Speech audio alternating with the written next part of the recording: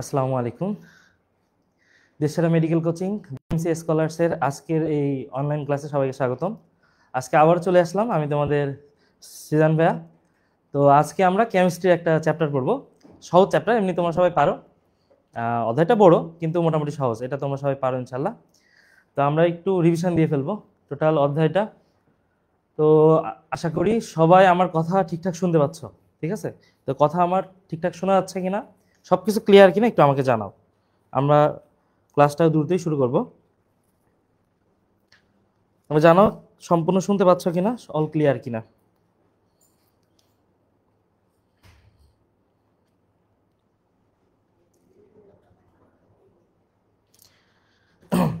অধ্যায়টার ক্ষেত্রে কিন্তু অনেক গুরুত্বপূর্ণ কিছু তথ্য আছে, এগুলো কিন্তু মেডিকেল অ্যাডমিশনের জন্য খুবই খুবই গুরুত্বপূর্ণ একটা জায়গা, ঠিক আছে? তো আশা করি ক্লিয়ার সব।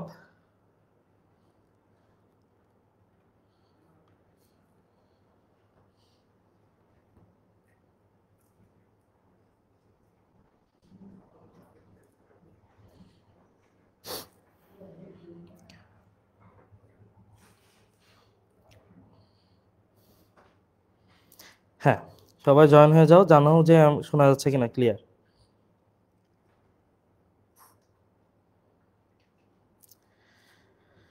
ঠিক আছে, আমরা শুরু করি। হ্যাঁ, শুরু করি আর তোমরা জয়েন হইতে থাকো। অধ্যায়টার নাম হচ্ছে পরিবেশ রসায়ন, ঠিক আছে? তো পরিবেশের কি কি উন্নয়ন করা যায় সেটা একটু দেখা যাক। চলো আমরা শুরু করি অধ্যায়টা। দেখো, অধ্যায় যে কোনো অধ্যায়, কেমিস্ট্রি হোক বা তোমার বায়োলজি হোক, যে কোনো অধ্যায়, ফিজিক্স হোক, তোমাকে আমি একটা কথা বলছি যে যখনই অধ্যায়গুলো পড়বা তখন কিন্তু একটা জিনিস ফিক্সড করবা, যে হচ্ছে তোমার হলো অধ্যায়ের মধ্যে কি কি টপিকস আছে, ঠিক আছে?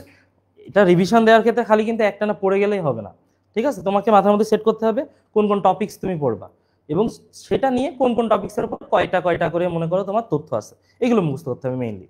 তো এখানে যে পরিবেশ রসায়ন যে চ্যাপ্টার, এখানে আমরা ফার্স্টের দিক থেকে দেখছো, তোমরা যারা অলরেডি পড়ছো এটা, তারা কিন্তু সবাই জানো যে ফার্স্টে বায়ুমণ্ডল, তারপরে হচ্ছে যে বিভিন্ন গ্যাসের সূত্রগুলো আছে, তারপরে তোমার ডাল্টনের সূত্র, গ্রাহামের গ্যাস ব্যাপন সূত্র, এরকম অনেকগুলো, প্লাস সাথে সাথে পরবর্তীতে যে ভারী ধাতু, হ্যাঁ, এই যে কথাগুলো আছে, এইগুলা কিন্তু মাথার মধ্যে সেট করতে হবে এবং এইভাবে টপিক্সের ওপর কি কি পড়া আছে সেটা তোমার মাথার মধ্যে মাথা মানে এটাই এভাবে রিভিশন দিতে হবে, ঠিক আছে? শুরু করো তাহলে, আমরা প্রথম থেকে শুরু করি। দেখো, ফার্স্টে কিন্তু বায়ুমণ্ডল। তো বায়ুমণ্ডলের ক্ষেত্রে আমাদের এই পৃথিবীর চারিপাশে একটা বিস্তীর্ণ এলাকা জুড়ে কি আছে, বায়ুমণ্ডল আছে। এই বায়ুমণ্ডলের উপকারিতা সবাই আমরা জানি। তো বায়ুমণ্ডলটা কত কিলোমিটার পর্যন্ত উচ্চতা? দেখো, 500 কিলোমিটার পর্যন্ত উচ্চ, ঠিক আছে? 500 কিলোমিটার পর্যন্ত পৃথিবীর ভূপৃষ্ঠ থেকে 500 কিলোমিটার পর্যন্ত উপরে এই বায়ুমণ্ডলটা আছে। এবং এই বায়ুমণ্ডলের ক্ষেত্রে আমরা অনেকগুলো তথ্য জানবো, তার মধ্যে থেকে কয়েকটা কথা, যেটা হচ্ছে, দেখো খেয়াল করে দেখো, গ্যাস, বায়ুমণ্ডল তো বায়ু, বুঝতেই পারছো, তা কি কি গ্যাস দিয়ে তৈরি? প্রধান গ্যাস হচ্ছে, খেয়াল করে দেখতেছে, নাইট্রোজেন।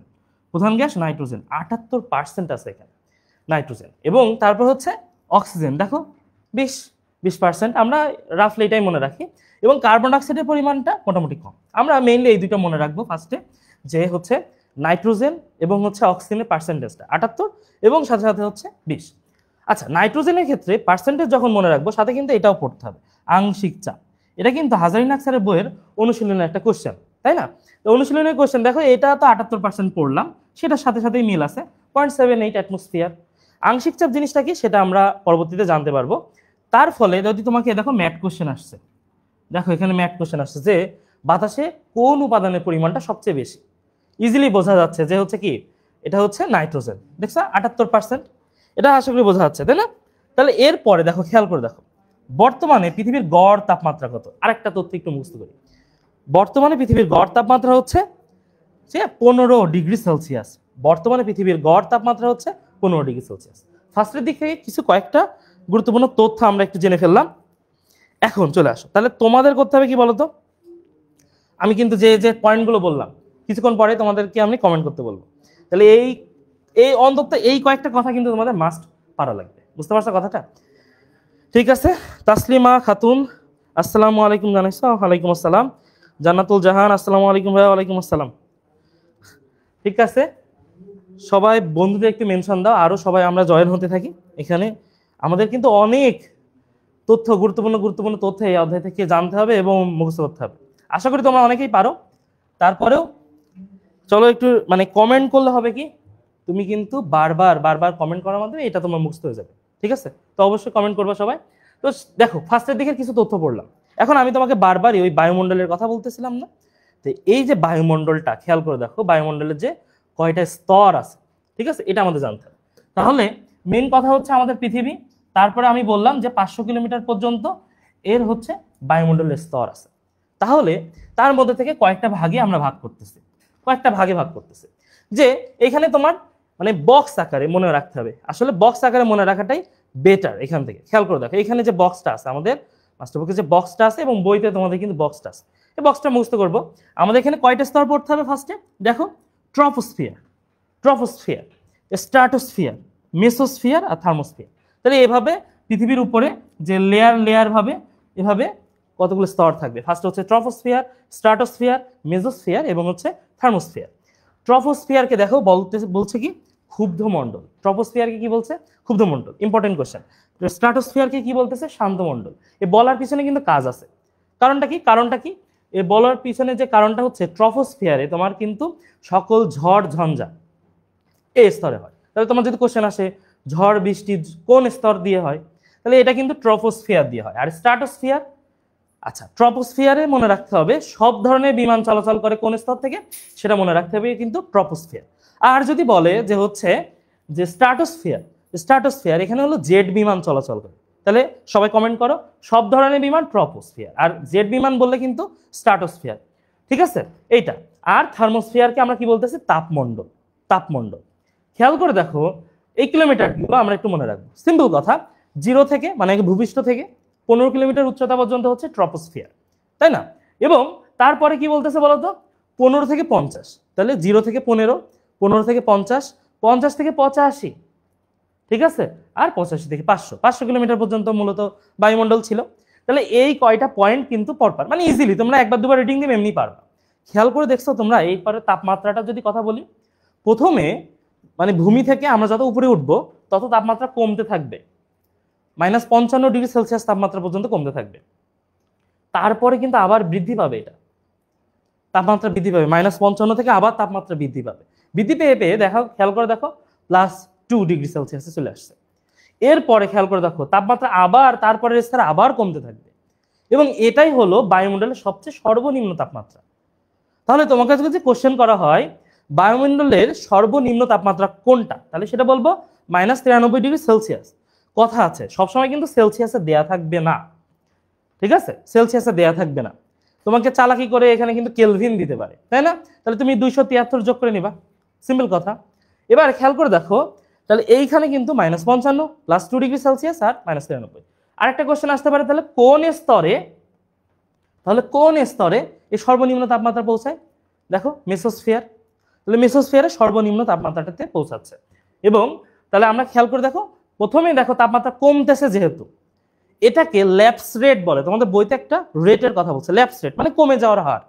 প্রথমে যেহেতু তাপমাত্রা কমছে, এই ল্যাপস রেট হচ্ছে এখানে পজিটিভ, ল্যাপস রেট পজিটিভ, ঠিক আছে। তারপর কিন্তু তাপমাত্রা বৃদ্ধি পাচ্ছে, তাহলে ওই স্তরটাতে অর্থাৎ স্ট্র্যাটোস্ফিয়ারে এই ল্যাপস রেট হচ্ছে নেগেটিভ, এবং তারপরের স্তরে আবার তাপমাত্রা কমতেছে, তখন আবার এটা হচ্ছে ল্যাপস রেট হচ্ছে পজিটিভ। অ্যাকচুয়ালি তারপরের স্তরে আবার তাপমাত্রাটা বেড়ে হয় হচ্ছে সে বাড়ছে যেহেতু সেই স্তরেও হবে আবার নেগেটিভ। কথা বুঝতে পারছো? তাহলে এই কথাটাকে আমাদের জানতে হবে। এই কথাটা কি বোঝা গেল? এই পর্যন্ত বোঝা গেল? এবং আরো কয়েকটা কথা আমাদের এখান থেকে পড়তে হবে বায়ুমণ্ডল থেকে, সেটা হচ্ছে সিম্পল কথা, দেখো খেয়াল করে দেখো এই যে থার্মোস্ফিয়ার, থার্মোস্ফিয়ার, ঠিক আছে, এই থার্মোস্ফিয়ার এটাকে খেয়াল করে দেখো আমরা কয়েকটা ভাগে ভাগ করতেছি, আবার এটাকে আবার স্তরে আমরা ভাগ করতে পারি কিভাবে, এখানে খেয়াল করে দেখো, মানে আমাদের দুটো কথা জানতে হবে, একটা হচ্ছে হোমোস্ফিয়ার আর একটা হচ্ছে হেটারোস্ফিয়ার।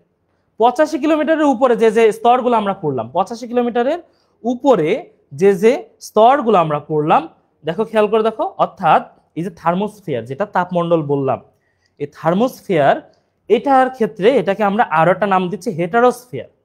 কারণটা কি, এইখানে কিন্তু আয়নিক অক্সিজেন, ঠিক আছে, তারপরে পারমাণবিক অক্সিজেন, এইগুলা কিন্তু এই স্তরে আমরা পাবো, পারমাণবিক অক্সিজেন এই স্তরে পাবো। বুঝতে পারছো কথাটা? তাহলে আয়ন আকারে থাকবে আয়নোস্ফিয়ার, এবং পারমাণবিক অক্সিজেন, এইগুলো সবই কিন্তু এই যে হেটারোস্ফিয়ার এবং 45 এই যে 85-এর কম যেগুলো পড়ছিলাম টোটালি, অর্থাৎ ট্রপোস্ফিয়ার, স্ট্রাটোস্ফিয়ার, ঠিক আছে, মেসোস্ফিয়ার, এইগুলাতে কি, এইগুলা কিন্তু আমরা বলতেছি হচ্ছে হোমোস্ফিয়ার। ঠিক আছে, তাহলে নিচের কোনটি হোমোস্ফিয়ারের অন্তর্ভুক্ত নয়, এরকম যদি কোশ্চেন করি অ্যান্সার কোনটা আসবে? থার্মোস্ফিয়ার, তাই তো? থার্মোস্ফিয়ার বা তাপমণ্ডল। একমাত্র দেখো এই যে আমাদের যখন ট্রপোস্ফিয়ার আছে তখন বায়ুমণ্ডলের চাপটাই আছে, ঠিক আছে, সেটা হচ্ছে 760 থেকে 100, আর বাকিগুলো সবগুলো থেকে কিন্তু কমতে থাকতেছে। সিম্পল কথা, কয়েকটা কথা বললাম। তাহলে এবার তোমরা অ্যান্সার দাও, দেখো এইটুকু বুঝতে পারছো কিনা, এইটুকু বুঝতে পারছো না? আমি যদি তোমাকে বলি জেট বিমান চলাচল করে কোন স্তর থেকে, তাহলে সবাই কমেন্ট করো জেট বিমান চলাচল করে কোন স্তর থেকে, এইটার অ্যান্সার দেওয়ার চেষ্টা করো। জেট বিমান চলাচল করে কোন স্তর থেকে?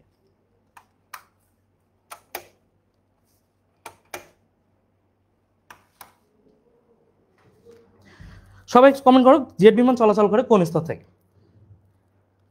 আচ্ছা, তাহলে এটা গেল, কমেন্ট করতে থাকো। আমরা বায়ুমণ্ডল স্তর পরে থেকে আমরা কিন্তু এরপরে আরো একটা কথা জানতে হবে। এর পরের টপিকস দেখো, খেয়াল করে দেখো, এর মধ্যে একটা গুরুত্বপূর্ণ কথা আছে, সেটা হচ্ছে এই যে স্ট্র্যাটোস্ফিয়ার, এই স্ট্র্যাটোস্ফিয়ারে যে ওজোন গ্যাস, এটা হচ্ছে ওজোন স্তর থাকে। এই ওজোন স্তর কিন্তু আমাদের যে সূর্যের আলো থেকে যে ইউভি রশ্মিগুলো আসে, সেই ইউভি রশ্মিগুলোকে প্রতিহত করার চেষ্টা করে এই যে স্ট্র্যাটোস্ফিয়ারে যে ওজোন গ্যাসগুলো আছে, ওজোন স্তর। তাহলে আমাদের যদি বিভিন্ন যে সিএফসি, গ্রিনহাউস গ্যাস, এগুলোর কারণে ওজোন স্তর আস্তে আস্তে ধ্বংস হতে থাকতেছে। তাহলে যদি এটা ক্ষয় হইতে থাকে তাহলে কি হবে? সূর্যের আলোর যে ইউভি রশ্মি ডিরেক্ট আমাদের ভূপৃষ্ঠে এসে পৌঁছাবে এবং আমাদের দেহে যখন এটা ত্বকে, তখন আমাদের বিভিন্ন ধরনের ইফেক্ট সৃষ্টি করবে। একটা জিনিস আমরা একটু মাথায় রাখবো, সেই একটা জিনিসের মধ্যে সেটা হবে যে চোখের ক্যাটারাক্ট সৃষ্টি করবে, ছানি, চোখের ছানি। তাহলে ইউভি রশ্মি আমাদের কোনটা সৃষ্টি করে? চোখের ছানি, ঠিক আছে, চোখের ছানি ক্যাটারাক্ট তৈরি করে, ঠিক আছে। তাহলে এই কথাগুলো আমাদের জানতে হবে, এখান থেকে বক্স পড়বো, তারপরে বাকি সব একটু এখানে লেখা আছে, ঠিক আছে। তাহলে জেট বিমান চলাচল করে, তোমাদেরকে আমি কোশ্চেন দিয়েছিলাম, অ্যান্সার দিতে থাকো সবাই। আচ্ছা, এরপরে আমাদের যেটা পড়তে হবে সেটা হচ্ছে আবহাওয়া এবং জলবায়ু। এর মধ্যে থেকে গুরুত্বপূর্ণ কথা হচ্ছে আবহাওয়া এবং জলবায়ুর বিরুদ্ধে গুরুত্বপূর্ণ কথা হচ্ছে সেটা হচ্ছে এই যে ঘূর্ণিঝড় বা সাইক্লোন তৈরি করার তাপমাত্রা অবশ্যই 27°C বা 80°F বেশি হইতে হবে। 27°C এবং 80°F বেশি হইতে হবে, এটা মাথায় রাখো, ঠিক আছে। এবং আমি তো বললাম যে ঝড় ঝঞ্ঝা, ঝড় বৃষ্টি সবগুলো কোন স্তর থেকে হবে? ট্রপোস্ফিয়ার, তাই না? এটা আমি কিন্তু বলে দিলাম। আর দুটো কথা মনে রাখবা, সেটা হচ্ছে পূবালি বায়ু এবং সুপার সাইক্লোন। পূবালি বায়ুর ক্ষেত্রে বায়ু প্রবাহ হলো দেখো 20, পূবালি বায়ুর ক্ষেত্রে বায়ু প্রবাহ হচ্ছে 20 কিলোমিটার পার, ঠিক আছে। এখানে দেখো 20 কিলোমিটার পার আওয়ার। এই 20 কিলোমিটার পার আওয়ার বেগে যদি বাতাস হয় সেকে আমরা বলি পূবালি বায়ু। এবং আরেকটা কথা, সুপার সাইক্লোন, সেটাতে দেখো 250 কিলোমিটার পার আওয়ার। দুইটা তথ্য পড়লাম এখান থেকে। তারপরে ঝড়, যে আমার সাইক্লোন তৈরি করতে 27°C তাপমাত্রা লাগবে এবং 80°F যেটা বলতেছি, এবং পূবালি বায়ু হচ্ছে 20 কিলোমিটার পার আওয়ার এবং সুপার সাইক্লোন হবে 250 কিলোমিটার পার আওয়ার। এই কথাটা জানতে হবে আমাদের, ঠিক আছে। তাহলে এরপরে তাহলে আমাদের ফার্স্টের দিকে কিছু টপিক শেষ। এরপরে তোমাদেরকে পড়তে হবে বিভিন্ন গ্যাসের সূত্রগুলা, ঠিক আছে, বিভিন্ন গ্যাসের সূত্রগুলা। তুমি অ্যান্সার দাও। এই পর্যন্ত বোঝা গেল কিনা? এ পর্যন্ত বোঝা গেছে? হ্যাঁ, রুহি লিখছে স্ট্র্যাটোস্ফিয়ার, তাসলিমা খাতুন লিখছে স্ট্র্যাটোস্ফিয়ার, ধন্যবাদ। অর্পণা গোস্বামী লিখছে স্ট্র্যাটোস্ফিয়ার, ধন্যবাদ। তাহলে আমি তোমাকে একটা কিন্তু আরেকটা অ্যান্সার তাহলে দিতে হবে, সেটা হচ্ছে অলরেডি তাসলিমা খাতুন কিন্তু বলছে যে হচ্ছে ইউভি রশ্মি কিন্তু চোখের ছানি বা এই ক্যাটারাক্টটা তৈরি করে, ঠিক আছে, মানে ইউভি রশ্মির ক্ষেত্রে। একটা কথা, তাহলে আর একটা অ্যান্সার দাও তো। আমি তোমাকে কেবল বললাম সাইক্লোন তৈরি, নিচের কোনটি সাইক্লোন তৈরি করার তাপমাত্রা? দেখো এই এমসিকিউটা অ্যান্সার দেওয়ার চেষ্টা করো এখন। নিচের কোনটি সাইক্লোন তৈরি করার তাপমাত্রা? বুঝতে পারছো? আমি তোমাকে কয়েকটা অপশন দিচ্ছি, সেটা হচ্ছে একটা মনে রাখো 15°C, একটা হচ্ছে 20°C, একটা হচ্ছে 27°C এবং আরেকটা হলো 30°C। আমাকে অ্যান্সার দাও তো দ্রুত, ঝটপট করে এমসিকিউটার অ্যান্সার দেওয়ার চেষ্টা করো। আমি তোমাকে বললাম যে সাইক্লোন তৈরি হওয়ার জন্য এর মধ্যে কোন তাপমাত্রাটা সঠিক, সাইক্লোন তৈরি হওয়ার জন্য এর মধ্যে কোন তাপমাত্রাটা সঠিক, এটা অ্যান্সার দেওয়ার চেষ্টা করো তো। সাইক্লোন তৈরি হওয়ার জন্য এর মধ্যে কোন তাপমাত্রাটা সঠিক, এটা অ্যান্সার দাও। আর তারপরে আমরা এখন পড়ি, অ্যাকচুয়ালি আমরা এখন হচ্ছে যে গ্যাসের সূত্রগুলো আছে, গ্যাসের সূত্রগুলো আমরা পড়ব। গ্যাসের সূত্রগুলো পড়ার ক্ষেত্রে স্পেশালি আমাদের যেটা মেন কথা খেয়াল করতে হবে, গ্যাসের সূত্রগুলো পড়ার ক্ষেত্রে আমাদের যে রাশিগুলো আছে, একটা হচ্ছে চাপ, একটা হচ্ছে আয়তন, একটা হচ্ছে তাপমাত্রা, আর এটা হলো পদার্থের পরিমাণ। এই চারটা জিনিস নিয়েই কিন্তু গ্যাসের সূত্রগুলা, চারটা জিনিস নিয়েই হলো গ্যাসের সূত্রগুলা, তাই তো? তাহলে খেয়াল করে দেখো আমরা সূত্রগুলো কি কি জানি। ফার্স্টে যদি আমরা বলি, আমরা মানে মেইনলি যে একটা হচ্ছে বয়েলের সূত্র, একটা হচ্ছে চার্লস সূত্র, আরেকটা হচ্ছে আমরা জানি চাপের সূত্র বা হলো রেনোর সূত্র, আর এটা হচ্ছে অ্যাভোগাড্রোর সূত্র। তাহলে এই সূত্রগুলো জানতে হবে। চাপের সূত্রকে রেনো সূত্র বলে, আবার গে-লুসাকের সূত্র বলে, চাপের সূত্রও বলে, ঠিক আছে, চার্লসের সূত্র। তাহলে এই যে সূত্রগুলো হয়েছে এগুলা কিন্তু আসলে এই যে এই রাশি একটাকে আমরা স্থির ধরছি, বাকিগুলোর ক্ষেত্রে বের করছি। আচ্ছা, আমি তোমাকে কোশ্চেন দিয়েছিলাম সাইক্লোন, এর মধ্যে সুভাত মুন বলছে 30 ডিগ্রি সেলসিয়াস, তাসলিমা খাতুন লিখছে 27 ডিগ্রি সেলসিয়াস, অর্পণা গোস্বামী লিখছে 30 ডিগ্রি সেলসিয়াস। তাহলে তোমাদের মধ্যে তাহলে এর মধ্যে উইন হয়েছে কি বলো তো? উইন হয়েছে হচ্ছে 30 ডিগ্রি সেলসিয়াস। এই যে সুভাত মুন লিখছো এবং হচ্ছে অর্পণা গোস্বামী তুমি লিখছো 27 ডিগ্রি সেলসিয়াস। যারা দিছিলাম ওখানে কিন্তু আমি বলেছিলাম যে সাইক্লোন তৈরি হওয়ার জন্য তাপমাত্রা কত, 27 ডিগ্রি সেলসিয়াসের বেশি হইতে হবে, 27 ডিগ্রি সেলসিয়াসের বেশি হইতে হবে। তাহলে বেশি তো অবশ্যই 30 ডিগ্রি সেলসিয়াস, বুঝতে পারছো? এখানে বাকিগুলো হবে না, 27 হবে না, মনে থাকবে কথাটা। তাহলে আমরা এই গ্যাসের সূত্র পড়বো তো। তাহলে দেখো এখানে চারটা যে চলরাশি আছে, বুঝতে পারছো কথাটা? আশা করি বোঝা গেছে যে কেন ওখানে 30 ডিগ্রি সেলসিয়াস অ্যান্সার হবে। তাহলে খেয়াল করে দেখো চারটা যে রাশি পড়বো, এই চারটা রাশি একটু বর্ণনা করি, যে জাস্ট মেইন যে রাশি। দেখো এখানে আয়তন নিয়ে একটু পড়া আছে, চাপ এবং তাপমাত্রা। আমরা ইজিলি কয়েকটা কথা একটু মাথায় রাখবো, সেটা হচ্ছে এই যে আয়তন, এটা হলো এই যে দেখো এই যে রাশিগুলোর যে পরিবর্তন, যে কোনটার সাথে কোনটা স্থানান্তর, এইটা কিন্তু জানতে হবে। কারণটা হলো কারণ এই যে পরবর্তীতে বিভিন্ন ম্যাথ অনেক সময় ঘুরিয়ে দিবে, তাই না? এখানে সরল ভাষায় আরেকটা লিখে নিবা, সেটা হচ্ছে 1 DMQ is equal to 1 litre, 1 DMQ is equal to 1 litre. এটা দেখো চাপের ক্ষেত্রে এককটা, এবং এখানে টোটাল কত স্তরের যে মাত্রাগুলো আছে এটা কিন্তু তোমার বইতে আছে, এবং এটা খুবই গুরুত্বপূর্ণ। দেখো ম্যাথ কোশ্চেনও আসছে, সেটা হচ্ছে এখানে দেখো খেয়াল করে দেখো যে 1 অ্যাটমসফিয়ার সমান সমান 1 বার, ঠিক আছে? এটা একটা গুরুত্বপূর্ণ। 760 মিলিমিটার মার্কারি সমান সমান 760 টর। তাহলে তোমাকে যদি অ্যান্সার করতে বলি যে যে কত মিলিমিটার, 1 মিলিমিটার সমান সমান কত টর বলো তো? 1 মিলিমিটার সমান সমান কত টর? কমেন্ট করো। হ্যাঁ, হুমায়রা রহমান লিখছে যে 27 ডিগ্রি সেলসিয়াসের বেশি। Thank you. এখন চলে আসো, তাহলে আমি তোমাকে লিখতে বললাম যে 760 মিলিমিটার মার্কারি এবং 760 মিলিমিটার মার্কারি সমান সমান 760টা। তাহলে অবশ্যই বুঝতে পারছো যে কত মিলিমিটার মার্কারি সমান সমান 1 মিলিমিটার মার্কারি সমান সমান কত টর হবে। দেখো আমাদের তাপমাত্রা যখন পড়বো আমরা, তো তাপমাত্রা পড়ার ক্ষেত্রে কয়েকটা তাপমাত্রা আমরা এমনি জানতে হবে। সেটা হচ্ছে যে প্রমাণ তাপমাত্রা, মানে এনটিপি আমরা যেটা বলি, নর্মাল টেম্পারেচার প্রেসার এবং standard temperature pressure, NTP STP, এইটা আমরা তুলনা করি হচ্ছে 0 ডিগ্রি সেলসিয়াস নিয়ে বা 273 কেলভিন। আর কক্ষ তাপমাত্রা যখন আমরা এসএটিপি নিয়ে আলোচনা করব, এসএটিপি standard ambient temperature and pressure, তখন হলো 25 ডিগ্রি সেলসিয়াস। আর পরম শূন্য তাপমাত্রা হচ্ছে -273 কেলভিন বা 0 ডিগ্রি সেলসিয়াস। এই 0 মানে -273 ডিগ্রি সেলসিয়াস বা 0 কেলভিন। এটা কি, কেন, কিভাবে আসছে এটা আমরা জানবো। তাহলে এই বিষয়টা কিন্তু গেল, এই বিষয়গুলো শিখতে হবে। এবং আমাদের খুবই গুরুত্বপূর্ণ এই দুইটা কথা, যেটা এসটিপি আর একটা এসএটিপি, স্ট্যান্ডার্ড টেম্পারেচার অ্যান্ড প্রেসার। এটাকে কিন্তু আমরা কি এনটিপিও বলতে পারি, স্ট্যান্ডার্ড টেম্পারেচার প্রেসার, এটাকে NTP, normal temperature and pressure, এটাও বলতে পারি। এবং এসএটিপি, ঠিক আছে? এই এসএটিপিতে কক্ষ তাপমাত্রা নিয়ে, তাহলে তাপমাত্রা কত আসবে দেখতেছো, 25 ডিগ্রি সেলসিয়াস, 100 কিলো প্যাসকেল কিন্তু, এবং 24.789 এটা হলো গ্যাসের মোলার আয়তন। আর এটার ক্ষেত্রে দেখো এসটিপির ক্ষেত্রে 0 ডিগ্রি সেলসিয়াস, হ্যাঁ এটা হলো বায়ুমণ্ডলের চাপ 1 অ্যাটমসফিয়ার, এবং এটা আমরা সবাই জানি 22.4 লিটার। তাহলে আমাদের স্পেশালি কিন্তু এটা গুরুত্বপূর্ণ, খুবই ভালোভাবে মাথায় রাখবে। তাহলে তোমার যদি এনটিপি দেয় বা এসটিপি দেয়, সেক্ষেত্রে নর্মাল হিসাবগুলা, এসটিপি দিলে তোমার হচ্ছে 24.789। আরেকটা জিনিস মনে রাখবা, সেটা হচ্ছে 20 ডিগ্রি সেলসিয়াস তাপমাত্রা, ঠিক আছে, সেটা হচ্ছে 20 ডিগ্রি সেলসিয়াস তাপমাত্রা 20.04 এটা পড়তে হয়। এই যে মোল পার লিটার, ঠিক আছে, মোল পার লিটার, এটা হচ্ছে লিটার পার মোল হবে, মানে আয়তনটা হবে তোমার এখানে 20.4 লিটার। এটাও আছে, এটাও মনে রাখতে হবে 20 ডিগ্রি সেলসিয়াস তাপমাত্রার হিসাবটা। এখন দেখো সূত্রগুলো আসতেছে। এখন সূত্রগুলোর ক্ষেত্রে আমরা স্পেশালি যেটা জানবো সূত্র, ঠিক আছে, যে সহজ কথায় দেখো বয়েলের সূত্র, চার্লসের সূত্র, রেনের সূত্র বা গেলুসাকের সূত্র এবং অ্যাভোগাড্রোর সূত্র। খেয়াল করে দেখো বিষয়টা কি হয়েছে। ফার্স্টে আমরা বলতেছি তাপমাত্রা স্থির, মানে তাপমাত্রা স্থির এবং নির্দিষ্ট আয়তন।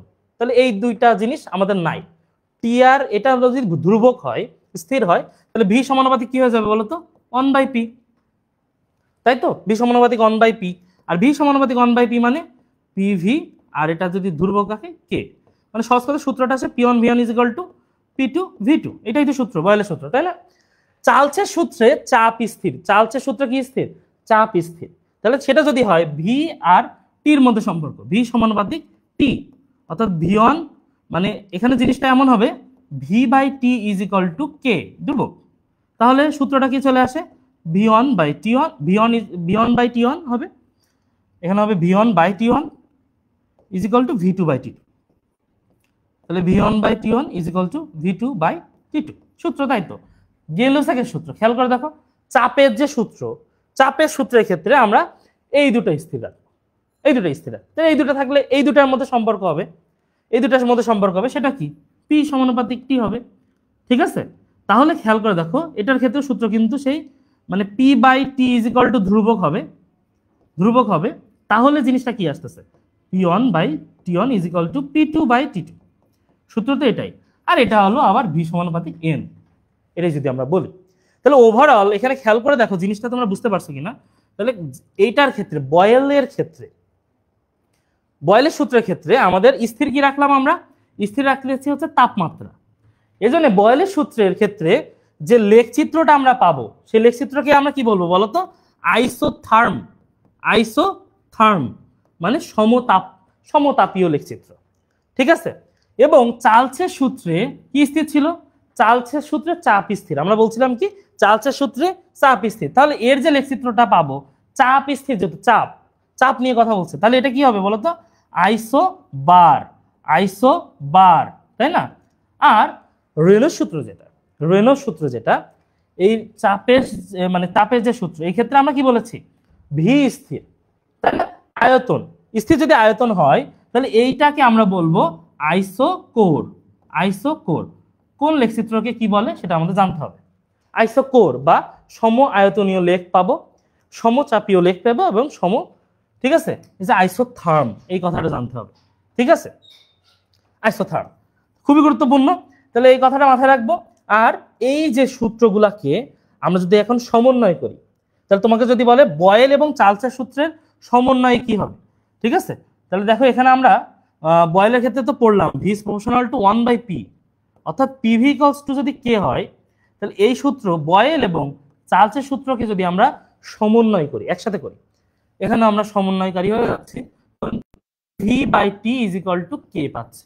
এটা হলো সমন্বয় সূত্র, বয়েল এবং চার্লসের সমন্বয় সূত্র, অর্থাৎ P1/V1 = ঠিক আছে। এখানে আমরা একটু ক্লিয়ার করে লিখি, তাহলে বয়েল এবং চার্লসের ক্ষেত্রে সমন্বয় সূত্রটা কি হবে বলতো, যে P1V1/T1, P1V1/T1 = P2V2/T2, এটা হবে বয়েল এবং চার্লসের সমন্বয় সূত্র, তাই না। তাহলে এইগুলাই কিন্তু আমাদের অ্যাকচুয়ালি এখানে পরপর লেখা আছে, আমাদের এটা জানতে হবে। দেখো খেয়াল করে দেখো, প্রথমে বয়েলের সূত্র, বয়েলের সূত্রে আমরা ভি সমানুপাতিক পি পেয়েছি, এবং এইখানে লেখচিত্র ভি বনাম পি লেখচিত্র হবে কি অধিবৃত্ত, হাইপারবোলা। এটা ফিজিক্সের ক্ষেত্রে যখন তুমি পড়বা, এটা তোমরা আদর্শ গ্যাস ও গ্যাসের গতিতত্ত্ব অধ্যায় পড়বা, ওইখানে কিন্তু লেখা আছে আবার আয়াতাকার পরাবৃত্ত। ইসাক স্যারের বইতে লেখা আছে কি আয়াতাকার পরাবৃত্ত। তাহলে আমি যেটা বলতে চাচ্ছি যদি অধিবৃত্ত আসে অধিবৃত্ত অ্যান্সার, কিন্তু যদি লেখা থাকে আয়াতাকার মানে মানে যেটা কেমিস্ট্রি এখানে আছে, আবার ফিজিক্সের ক্ষেত্রে লিখে দিয়েছে ওখানে আয়াতাকার পরাবৃত্ত, তাহলে ওইটা আবার অ্যান্সার দিতে হবে। আইসোথার্ম বললাম আমরা, হ্যাঁ, এটা আমাদের মাথায় রাখতে হবে। চলে আসো চার্লসের সূত্র। চার্লসের সূত্র আমরা পড়ছি। চার্লসের সূত্র থেকে ইম্পর্টেন্ট যে কথাটা সেটা হচ্ছে এই চার্লসের সূত্র থেকে কিন্তু আমরা পরম শূন্য তাপমাত্রার একটা ধারণা পাই। পরম শূন্য তাপমাত্রার ধারণা পাই কিভাবে পাই? জিনিসটা হচ্ছে এখানে জিনিসটা যেটা বলতে যাচ্ছে দেখো, আচ্ছা এই তাপমাত্রা কটা মনে রাখার কথা বলছিলাম, এসটিপি 20 ডিগ্রি সেলসিয়াস তাপমাত্রা। এখানে দেখো এই তিনটা জিনিসই মনে রাখতে হবে। 24.04 হবে, ঠিক আছে, 24.04 হবে, এটা আমাদের মাথায় রাখতে হবে। তাহলে এটা গেল, খেয়াল করে দেখো এই পর্যন্ত বোঝা গেল কিনা। খেয়াল করে দেখো, পরম শূন্য তাপমাত্রা। পরম শূন্য তাপমাত্রার ক্ষেত্রে তোমাদের চার্লসের সূত্রে যেটা ছিল ভি সমানুপাতিক টি, মানে কোনো গ্যাসের যদি আমরা তাপমাত্রা কমাই তাহলে কিন্তু আয়তনও কমবে। ভি সমানুপাতিক টি, তাপমাত্রা কমালে আয়তনও কমবে। তাহলে এভাবে তাপমাত্রা কমাইতে কমাইতে কমাইতে কমাইতে যদি আমরা লেখচিত্র থেকে প্রমাণ করা যায়, কমাইতে কমাইতে যদি আমরা -273 ডিগ্রি সেলসিয়াস নিয়ে চলে আসি, মানে তাপমাত্রা কমাচ্ছি, -273 ডিগ্রি সেলসিয়াস নিয়ে চলে আসি, তাহলে সকল গ্যাসের আয়তন হয়ে যায় শূন্য। সকল গ্যাসের আয়তন হয়ে যায় শূন্য। এই তাপমাত্রাটাকে আমরা বলি হলো পরম শূন্য তাপমাত্রা, -273 ডিগ্রি সেলসিয়াস, যেটাকে আমরা 0 কেলভিন হিসেবে ধরতেছি। অনেক সময় এটা ফারেনহাইট দিয়েও অ্যান্সার আসে, 459.4 ফারেনহাইট। মনে থাকবে কথাটা, খুবই গুরুত্বপূর্ণ। সকল গ্যাসের আয়তন শূন্য হয়ে যাবে, সব গতিশক্তির তো কথাই আসে না, এটাও শূন্য হবে, ঠিক আছে। তাহলে এটা আমাদের পড়ে ফেলতে হবে, পরম শূন্য তাপমাত্রার হিসাব। গেলুসাকের সূত্র, ঠিক আছে, এটাকে গেলুসাকের সূত্র, রেনোর সূত্র, চাপের সূত্র, এছাড়াও নাম আছে কি দেখো, অ্যামেন্টনের সূত্র এও বলতে পারে, ঠিক আছে। এবং আমরা শিখছি এটা থেকে আইসোকোর বা সমআয়তনীয় লেগ বলা হয়। অ্যাভোগাড্রোর সূত্র ভি সমানুপাতিক এন, এটা আমরা পড়ছি। এইবার যেটা পড়তে হবে আদর্শ গ্যাস। আদর্শ গ্যাসের ক্ষেত্রে কমন জিনিস যেটা দেখো, খেয়াল করে দেখো, আদর্শ গ্যাস থেকে দুটো হিসাব পড়তে হবে। একটা হচ্ছে PV equals to nRT, PV equals to nRT, এটা হলো আদর্শ গ্যাসের অবস্থার সমীকরণ। এবং এটা কিন্তু সবগুলো সূত্র যেটা পড়লাম, 4টা সূত্র, সবগুলো সূত্রের কিন্তু সমন্বিত রূপ। তাহলে খেয়াল করে দেখো পিভি ইকুয়ালস টু এনআরটি। আর এই সূত্র থেকে তোমাকে ম্যাথ পড়বে আসলে এরকম ভাবে যে এত গ্রাম কার্বন ডাইঅক্সাইড বা এত গ্রাম অক্সিজেন, তার ক্ষেত্রে সূত্রটা কি হবে। তাহলে আমাদের মেইন কথা হচ্ছে এই এনটাই হলো চেঞ্জ, মোলটাই চেঞ্জ করতে হবে। যেমন 44 গ্রাম বলছে, তাহলে 44 গ্রাম, তাহলে এন ইজ ইকুয়াল টু কিন্তু W/M থাকে, 44, এদের ভরও কিন্তু 44, অর্থাৎ 1 হয় 1 মোল। তাহলে এটা দেখছো না এখানে যে 96 আছে, ঠিক আছে, 96 আছে। তাহলে তোমাকে অক্সিজেনের কিন্তু হলো 32, অক্সিজেনের 32 গুণ 3 কত আসে 96, তার জন্য কিন্তু এখানে মোল সংখ্যা আসে 3, তাই হলো PV is equal two 3RT আসছে।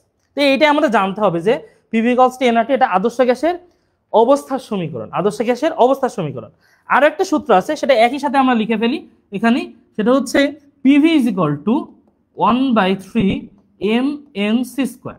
এটা যদি বলি এটা হচ্ছে আদর্শ গ্যাসের গতীয় সমীকরণ। তাহলে তোমাকে যদি বলে আদর্শ গ্যাসের অবস্থার সমীকরণ কি, সেটা হচ্ছে PV is equal to nRT. আদর্শ গ্যাসের গতীয় সমীকরণ বললে PV is equal two 1/3 mnc²। বুঝতে পারছো?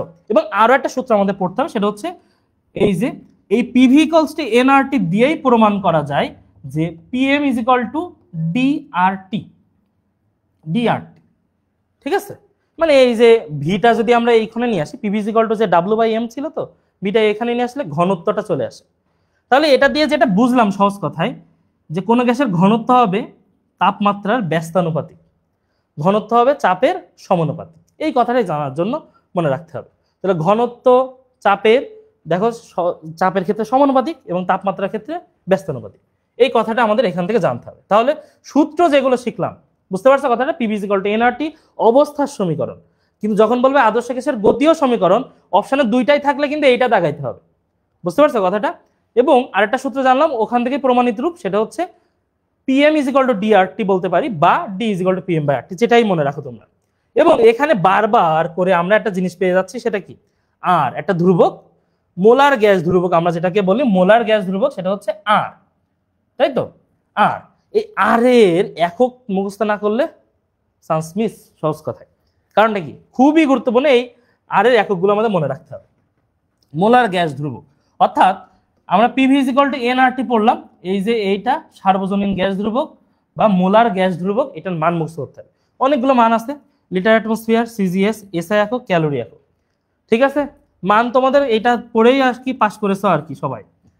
8.314, ঠিক আছে, লিটার অ্যাটমসফিয়ারে 0.0821।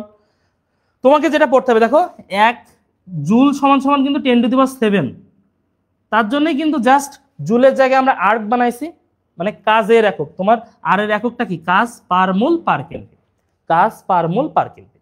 তাহলে যেটা 1 জুল সমান সমান 10⁷ আর্ক, তাহলে জুলের জায়গায় জাস্ট 10⁷ আসছে এখানে। এবং এক্সট্রা ভাবে আসছে কোনটা, ক্যালোরি। ক্যালোরি এককে ইজ 1.987, এটা মনে রাখবা, খাদ্যর ফুড ভ্যালু নির্ণয় করার ক্ষেত্রে এটা ব্যবহার করা হয়। ঠিক আছে, আর একটা ধ্রুবক আমাদের পড়তে হবে যখন আমরা গতিশক্তি নির্ণয় করব গ্যাসের, সেটার জন্য, সেটা হচ্ছে বোল্টজম্যান ধ্রুবক।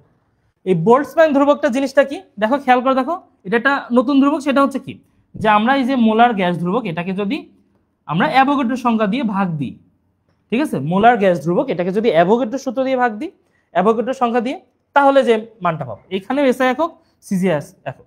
খেয়াল করে দেখো, জাস্ট আর লিটার অ্যাটমসফিয়ার একক, এই তিনটে একক দেখো খুব কাছাকাছি, খালি চেঞ্জটা কোথায়, পাওয়ারে, চেঞ্জটা কোথায়, পাওয়ার, এটাই খেয়াল রাখতে হবে। এই তিনটা একক খুবই গুরুত্বপূর্ণ ভাবে এই তিনটা জিনিসের মান কিন্তু মুছতে হবে, ধ্রুবক দুটো, বোল্টজম্যান ধ্রুবক এবং হচ্ছে এদিকে মোলার গ্যাস ধ্রুবক। চলে আসো, আমরা এখন পড়বো হলো ডাল্টনের আংশিক চাপ সূত্র। আংশিক চাপ সূত্র জিনিসটা কি দেখো, মনে করো একটা পাত্র, এই পাত্রের মধ্যে এ বি সি তিনটা গ্যাস আছে। গ্যাসগুলা মানে সামগ্রিকভাবে পাত্রের দেয়ালে যে চাপটা প্রয়োগ করতেছে, এইটা হলো এই গ্যাসগুলোর মোট চাপ। মনে করো একটা টেবিল আছে এখানে, তো টেবিলে 4 কোণে 4 জন আছে, 4 জন মিলে উপরে তুলতেছি এই টেবিলটা, তাহলে সবাই মিলে যে তাপটা, মানে যে চাপটা আমরা দিচ্ছি, সেটা হলো মোট চাপ। কিন্তু আমি মনে করি এক কোণায় দাঁড়িয়ে সিঙ্গেলে আমার ক্ষেত্রে যতটুকু ওই মোট চাপে, মানে আমি যতটুকু তুলতেছি, এটাকে আমরা বলবো হচ্ছে আমার ক্ষেত্রে আংশিক চাপ। বিষয়টা অনেকটা এরকম। তাহলে এই যে গ্যাসগুলা সিঙ্গেলি মনে করো এক একজন ওই সেম আয়তনের পাত্রটাতে যে চাপটা প্রয়োগ করতেছে, সেটাকে কি বলতেছি, আংশিক চাপ। ঠিক আছে, তাহলে তোমাকে একটা গুরুত্বপূর্ণ এটা জানতে হবে, যেটা হচ্ছে ডাল্টনের আংশিক চাপ সূত্র ক্ষেত্রে বলতেছে মোট চাপ ইজ ইকুয়াল টু সবগুলো আংশিক চাপের যোগফল, মানে পিএ পিবি পিসি, সহজ কথা, এটা বোঝা যায় গেল। আরেকটা যেটা পড়তে হবে সেটা হচ্ছে আংশিক চাপ ইজ ইকুয়াল টু মোল ভগ্নাংশ ইন্টু মোট চাপ। খুবই গুরুত্বপূর্ণ একটা কথা, এখানে দুইটা এক্সট্রা কথা আমরা পেলাম, একটা হচ্ছে আংশিক চাপ আর একটা হচ্ছে মোল ভগ্নাংশ। এখানে যে মোল ভগ্নাংশ জিনিসটা কি, মোল ভগ্নাংশ এটাকে এক্স দিয়ে প্রকাশ করা হয়। দেখো খেয়াল করে দেখো, আমি ধরো মোল ভগ্নাংশ এটা আলাদা আলাদা গ্যাসের জন্য আলাদা আলাদা রকম হবে। ধরো আমি এ গ্যাসের আংশিক চাপ বের করতে যাচ্ছি, দেখো এ গ্যাসের আংশিক চাপ বের করতে যাচ্ছি, তাহলে এর মোল ভগ্নাংশটা কেমন হবে, এক্স ইজ ইকুয়াল টু, মনে করো এটা এন এ পরিমাণ আছে, মানে এর যে মোল সংখ্যাগুলা, তাহলে উপরে যাবে এর মোল সংখ্যা এন এ ডিভাইডেড বাই বাকি সবগুলো যোগ হবে, N A plus N B plus N C, সবগুলো যোগ হবে, আর কি হবে বলতো, আর হলো মোট চাপটা গুণ হয়ে যাবে। বিষয়টা মানে আংশিক চাপ যদি বের করতেছে, মোট চাপ গুণ হবে, এইটার ক্ষেত্রে না। তাহলে এটা খেয়াল করে দেখো, আমাদের মোল ভগ্নাংশ হলো যেটা বলবে সেটা উপরে দিয়ে দিব। ধরো তোমাকে কোশ্চেন দিয়েছে যে একটা পাত্রের মধ্যে 3 মোল হলো অক্সিজেন আছে, 2 মোল নাইট্রোজেন আছে, তাহলে এবার তোমার অক্সিজেনের মোল ভগ্নাংশ বের করো। তাহলে সিম্পল কথা, বুঝতেই পারছো, উপরে যাবে 3 আর নিচে হলো দুটো যোগ হবে, এটা হলো কমন কথা। মোল অনেক সময় মোল না বলে এটাকে গ্রাম আকারে দিতে পারে, তখন তোমাকে ওই যে এন ইকুয়ালস টু W/m এইভাবে, মানে তার আণবিক ভর দিয়ে তার মোলটা বের করে নিতে হবে। বুঝতে পারছো কথাটা? এবং বইয়ের পিছনে অনেক উদাহরণ কিন্তু আছে, এটা মনে রাখতে হবে। এবং এ ধরনের কোশ্চেন বইয়ের পিছনের থেকে দেখো হুবহু আসছে, এটা বইয়ের পিছনে কোশ্চেন, তোমার হয়তো বা কঠিন মনে হতে পারে। এটা যে বইয়ের পিছনে হাজির ছেলে অনুশীলনী, নিয়ম তুমি জানবা, অবশ্যই নিয়মটা জানতে হবে কি, যদি সহজ কোশ্চেন আসে তুমি যাতে দ্রুত করতে পারো। কিন্তু বইয়ের পিছনে কিছু কিছু কোশ্চেন আছে যেগুলো তোমরা হাতে ক্যালকুলেশন করতে পারবে না। ঠিক আছে, মানে একটু কঠিন হবে, মানে করা তো যাবে অবশ্যই, কিন্তু কঠিন হবে। সেটা আমরা সরাসরি বারবার এমসিকিউ দাগাইতে দাগাইতে এমনি মুখস্থ হয়ে যাবে। বুঝতে পারছো কথাটা? তাহলে এ পর্যন্ত বুঝতে পারছো কিনা, কোনো সমস্যা থাকলে জানো। তোমাদের কি মনে আছে, আমি তোমাদের একটা কোশ্চেন দেখি, বায়ুমণ্ডলের সর্বনিম্ন তাপমাত্রা কত বলো তো? বায়ুমণ্ডলের সর্বনিম্ন তাপমাত্রাটা কত? এবং কোন স্তরে আছে, এই কথাটা বলো তো। তাহলে এখন অ্যান্সার দিবা হচ্ছে বায়ুমণ্ডলের সর্বনিম্ন তাপমাত্রাটা কত এবং কোন স্তরে আছে, এটা অ্যান্সার দাও। আচ্ছা, দেন আমরা চলে যাই পরবর্তী টপিকস। পরবর্তীতে হচ্ছে গ্রাহামের গ্যাস ব্যাপন সূত্র। এখানে আমাদের কমন কথা একটা জানতে হবে, ব্যাপন কি আর নিঃসরণ কি। দেখো, মনে করো আমার কাছে একটা, মনে করো আমি এখানে যদি কোনো একটা পারফিউম আমরা মেরে দিই, এখানে পারফিউম দিই, বা সাপোজ এখানে কোনো কিছু একটা সুগন্ধি আছে বা কোনো কিছু আছে বা দুর্গন্ধ আছে, সাপোজ কথা ময়লা আবর্জনার মধ্যে মনে করো, তা সেটা যদি এই সারা রুমে যদি ছড়িয়ে পড়ে, এটা কি প্রক্রিয়া, এটা একটা কি প্রক্রিয়া। আর মানে এই যে নিঃসরণটার ক্ষেত্রে স্পেশালি আমরা যেটা বলতে পারি, সেটা মনে করো যে একটা বেলুন আছে আমার কাছে, তো সেটা মনে করো ছিদ্র হয়ে যাচ্ছে, ছিদ্র হয়ে গেলে সেটা আস্তে আস্তে চারিপাশে ছড়িয়ে পড়তেছে। দেখো, কমন কথা হচ্ছে দুইটাই ছড়িয়ে পড়া বিষয়, ব্যাপন এবং নিঃসরণ দুটাই ছড়িয়ে পড়ার বিষয়। অ্যাকচুয়ালি নিঃসরণ এক ধরনের ব্যাপন, নিঃসরণ এক ধরনের ব্যাপন, কিন্তু ব্যাপন আর নিঃসরণের মধ্যে মেইন পার্থক্য হচ্ছে ব্যাপন হলো সব ধরনের পদার্থের ক্ষেত্রে খাটবে, সব ধরনের পদার্থ। ব্যাপন আর নিঃসরণের মধ্যে মেইন পার্থক্য কি, এটা কঠিন, তরল, গ্যাসীয় সব ধরনের পদার্থের ক্ষেত্রে প্রযোজ্য। কিন্তু নিঃসরণ বা অনুব্যাপন যেটা বলতেছি, এটা এক ধরনের ব্যাপন এবং শুধুমাত্র গ্যাসের জন্য। এবং নিঃসরণের ক্ষেত্রে মনে রাখতে হবে, এই যে কেবলমাত্র বেলুনের কথা বললাম না, মানে উচ্চচাপ অঞ্চল থেকে নিম্নচাপ অঞ্চলে যাইতে হবে, উচ্চচাপ অঞ্চল থেকে নিম্নচাপের মানে একটা চাপের পার্থক্য থাকতে হবে। এখানে কিন্তু সেটা ম্যান্ডেটরি না, ব্যাপনের ক্ষেত্রে চাপের কোনো ম্যান্ডেটরি না, জাস্ট আমাদের উচ্চ বেশি ঘনত্বের স্থান থেকে কম ঘনত্বের স্থানে যাবে, কিন্তু এটা যে দুই পাশের মধ্যে চাপের পার্থক্য থাকতে হবে, এটা কিন্তু ম্যান্ডেটরি না। তাহলে ব্যাপন আর নিঃসরণের মধ্যে মেইন পার্থক্য হচ্ছে যে নিঃসরণ এক ধরনের ব্যাপন, কিন্তু এটা শুধুমাত্র গ্যাসের জন্য এবং এটা সকল ধরনের পদার্থের জন্য, এবং এটা দ্রুত হবে এবং এটা হলো ধীরে ধীরে হবে।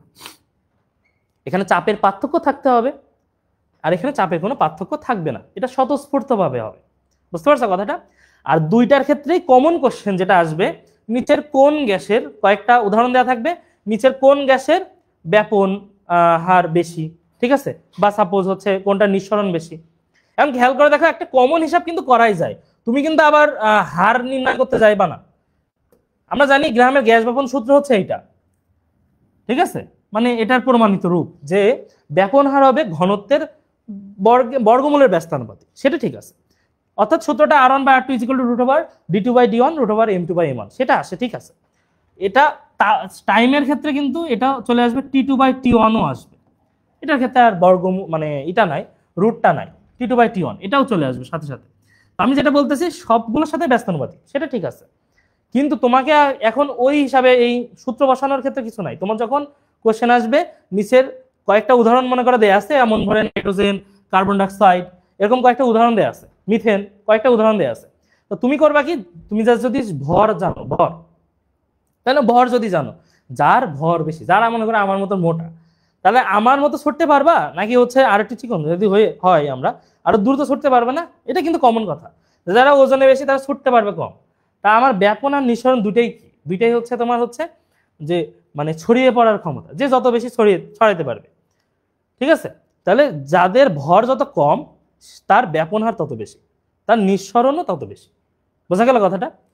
এখন আসো গ্যাসের আণবিক তত্ত্ব। গ্যাসের আণবিক তত্ত্ব থেকে স্পেশালি যেটা জানতে হবে, এই গ্যাসের আণবিক তত্ত্বের জনকটাকে, বা গ্যাসের যে গতিতত্ত্ব, আণবিক তত্ত্ব এটাকে গ্যাসের গতিতত্ত্বের কথা বলতেছে। এই গ্যাসের গতিতত্ত্বের জনক হচ্ছে বার্নৌলি। আমরা মনে রাখবো গ্যাসের গতিতত্ত্বের জনককে বার্নৌলি, ঠিক আছে, সাদা জায়গায় লিখি, এটা হচ্ছে বার্নৌলি, মনে থাকতে, ঠিক আছে, বার্নৌলি এটা হচ্ছে গ্যাসের গতিতত্ত্বের জনক, ঠিক আছে। আচ্ছা, এটা আমাদের স্পেশালি পড়তে হবে এবং কিছু কিছু কথা আমরা পরবর্তীতে জেনে যাব। এটা এখান থেকে আমরা হেডিং একবার একটু রিডিং দিবে জিনিসটা, সহজ সহজ কিছু কিছু কথাবার্তা আছে, এমনি তোমরা বুঝতে পারবা জিনিসটা। যে মনে করো হচ্ছে আদর্শ গ্যাসগুলা, স্পেশাল যে কয়েকটা কথা একটু মাথায় রাখো, সেটা হচ্ছে আদর্শ গ্যাসগুলোর মধ্যে যে যে কণাগুলো আছে তাদের মধ্যে নিজস্ব কোনো আকর্ষণ বল নাই। তো আকর্ষণ বল না থাকলে যে যার থেকে পারে যত বেশি ছোটাছুটি করতে পারে, ঠিক আছে। ছোটাছুটি করে মনে করো সবচেয়ে এই যে চারিপাশে যে পাত্রের দেয়ালে যত বেশি পারে নিজেদেরকে মধ্যে মনে করো আঘাত করবে, যত পারে দূর। সেজন্য আদর্শ গ্যাস সবচেয়ে বেশি চাপ প্রদান করে, ঠিক আছে। আদর্শ গ্যাসগুলো সবচেয়ে বেশি চাপ প্রদান করে, নিজেদের মধ্যে কোনো আকর্ষণ নেই। নিজেদের মধ্যে বলতে চাচ্ছে মানে এদের যেহেতু নিজেদের মধ্যে আকর্ষণ বল নেই, এবং আরো একটা কথা, গুরুত্বপূর্ণ কথা, এদের নিজস্ব কোনো আয়তন নেই। আদর্শ গ্যাস বাস্তবে তুমি পাবা না, তো সেটা আমরা জানবো পরবর্তীতে। কিন্তু যেটা বলতে চাচ্ছি, এদের নিজস্ব কোনো আয়তনও নাই, এই কথাটা মাথায় রাখতে হবে। চলে আসো পরবর্তীতে। এখন তোমাকে এটা কিন্তু আমরা অলরেডি বলে দিয়েছি, সেটা হচ্ছে আদর্শ গ্যাসের দেখো গতীয় সমীকরণ 1/3 mc², এটা মনে রাখতে হবে। n মোল গ্যাসের গতিশক্তি, দেখো সূত্রটা এইটার ক্ষেত্রে আসতেছে 3/2 nRT, আর এই nRT সমান সমান কি আবার পিভি, তাই না? পিভি = nRT সূত্র পড়ছি, তাহলে 3/2 পিভিও বলতে পারি। এই দিয়ে ছোট ছোট ম্যাথ করতে হবে, দুইটার মান এমনি দেয়া থাকবে, যেটা তোমরা ইজিলি হিসাব করতে পারবা, সেটা দিয়ে দেয়া থাকবে। এবং এই আদর্শ গ্যাসের যে গতীয় সমীকরণ কে দিয়েছে বলতো? ক্লসিয়াস। আদর্শ গ্যাসের যে গতীয় সমীকরণ, এটা প্রতিষ্ঠিত করছে কে? ক্লসিয়াস, এটা মনে রাখবো। তাহলে এই মানটা যদি 1 হয়, 1 মোল, তাহলে এটা হলো। কিন্তু তোমাকে যেটা মনে রাখতে হবে সেটা হচ্ছে, দেখো এইটা যদি আমি বলি একটি অণুর গতিশক্তি, একটি অণুর, এতক্ষণ ধরে তো মোল পড়লা বা 1 মোল পড়লা, 1 মোলের মধ্যে তো অ্যাভোগাড্রোর সংখ্যক থাকে। তাহলে একটি অণুর গতিশক্তি যদি আমি যখন জিজ্ঞাসা করব একটি অণুর ক্ষেত্রে, তখন সূত্রটা চেঞ্জ হয়ে যাবে কি, যে 3/2 R/Na, মানে অ্যাভোগাড্রোর সংখ্যা দিয়ে ভাগ, ঠিক আছে? আর টি আছে, কিন্তু কথা হচ্ছে এই সূত্র, এই R/Na আমরা কি জানি বলতো? এটা কিন্তু সেই বোল্টজম্যান ধ্রুবক। তাহলে 3/2 kT, 3/2 kT, এটা হচ্ছে একটি অণুর ক্ষেত্রে গতিশক্তি 3/2 kT। এখানে কিছু স্বাধীনতার মাত্রা আছে তোমাদের ফিজিক্সের হিসাব, সেটা আমাদের এখানে অত লাগবে না। এখানে যেটা গুরুত্বপূর্ণ কথা, হাজির নাকশার অনুশীলনীতে কিন্তু এই কোশ্চেনটা আছে, নাইট্রোজেন গ্যাসের গতিশক্তি কত, কয়েকটা কোশ্চেন আছে, সেগুলো দাগাইতে এমনি মুখস্থ করতে হবে। আমার জিনিসটা বলতে অকওয়ার্ড লাগে, তারপরেও কিছু করার নাই, বারবার বিভিন্ন সময় এরকম কোশ্চেন এসে গেছে, ঠিক আছে? কিন্তু মানে হিসাব, আমরা নিয়মটা জানবো অবশ্যই, সূত্রটা জানবো, কিন্তু কিছু কিছু এমসিকিউ আছে যেগুলো একটু আসলে খুব কাছাকাছি মান দেয়া আছে, তাহলে সেটা বারবার এমনি এমসিকিউ গুলো তুমি যখন বারবার দাগাবা এমনি মনে থাকবে। কথা কি বুঝতে পারছো? আচ্ছা, তাহলে তোমরা একটি অ্যান্সার দেওয়ার চেষ্টা করো তো। আমরা এসএটিপির ক্ষেত্রে কত চাপ বলছিলাম?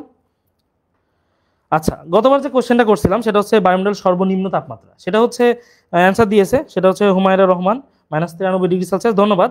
এবং রুহি, ধন্যবাদ। খেয়াল করে দেখো, তাহলে আমরা এরপরে যেটা পড়বো সেটা হচ্ছে, খেয়াল করে দেখো, গ্যাসের গতিবেগ, 3টা স্পেশাল গতিবেগ আছে, সেটা আমাদের জানতে হবে। তোমাকে কিন্তু একটা কোশ্চেন করছে, তাহলে এটা অ্যান্সার দেওয়ার চেষ্টা করো এখন। সেটা হচ্ছে, তোমাকে বললাম যে এসএটিপির ক্ষেত্রে চাপ কত, বলো এসএটিপির ক্ষেত্রে চাপ কত। এখন চলে আসো, 3টা বেগ আমাদের পড়তে হবে, সিআরএমএস, এটা হচ্ছে গড় গতিবেগ, আর এটা হচ্ছে সম্ভাব্যতম গতিবেগ। 3টা গুরুত্বপূর্ণ কথা, বর্গমূলীয় গড় মানে বর্গমূলীয় গড় বেগ, ঠিক আছে, বর্গমূলীয় গড় বেগ, তারপরে গড় গতিবেগ, আর হচ্ছে সম্ভাব্যতম বেগ। এই 3টার ক্ষেত্রে দেখো সূত্রগুলো একটু ভালোভাবে খেয়াল করে দাও।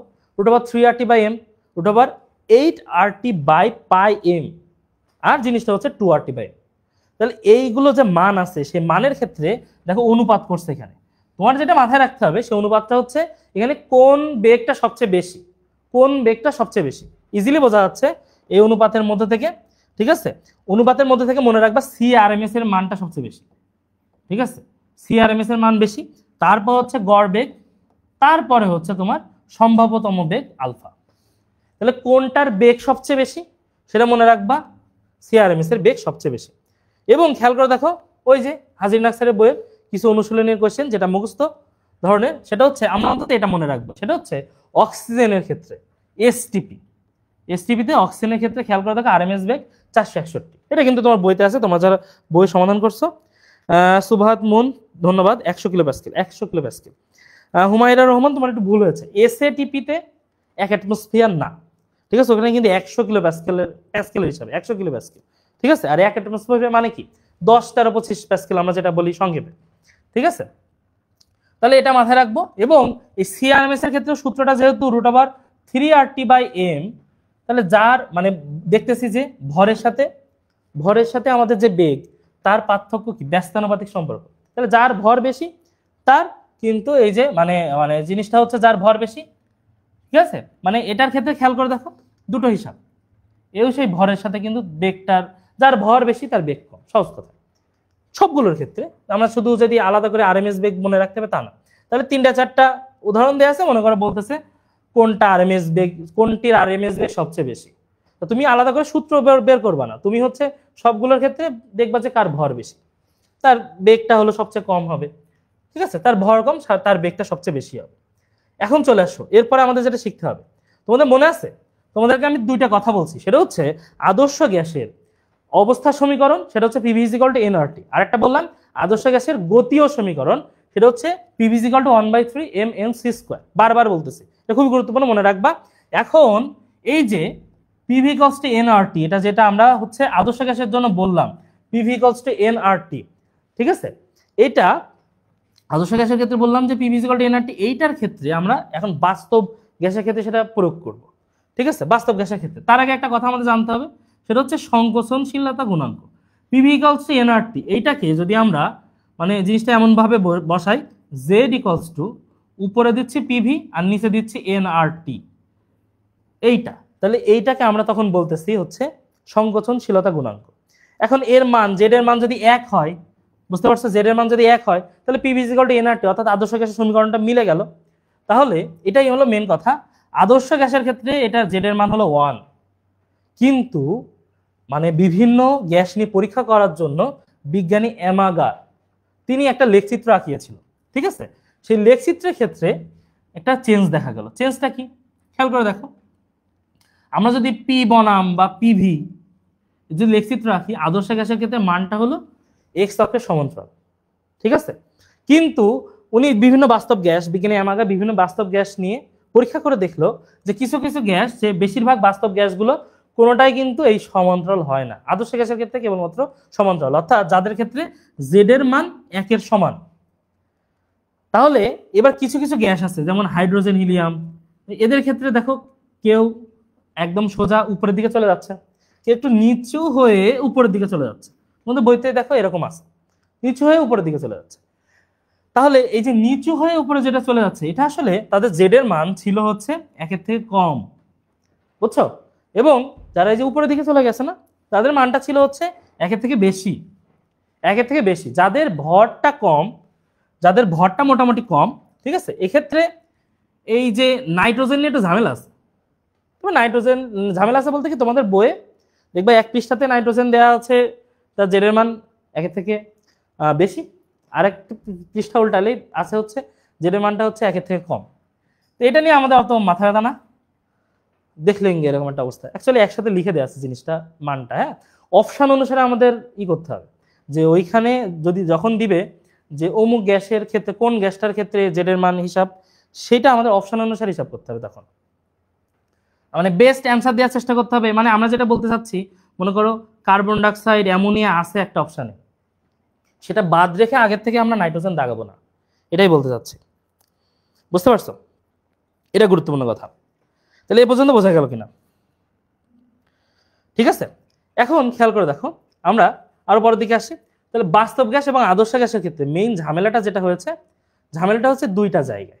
সেটা হচ্ছে মনে রাখবা, আমরা যে সূত্র পড়ছি পিভি ইকুয়াল টু এনআরটি, এইখানে চাপ এবং আয়তনে মেইনলি সমস্যাটা হয়েছে।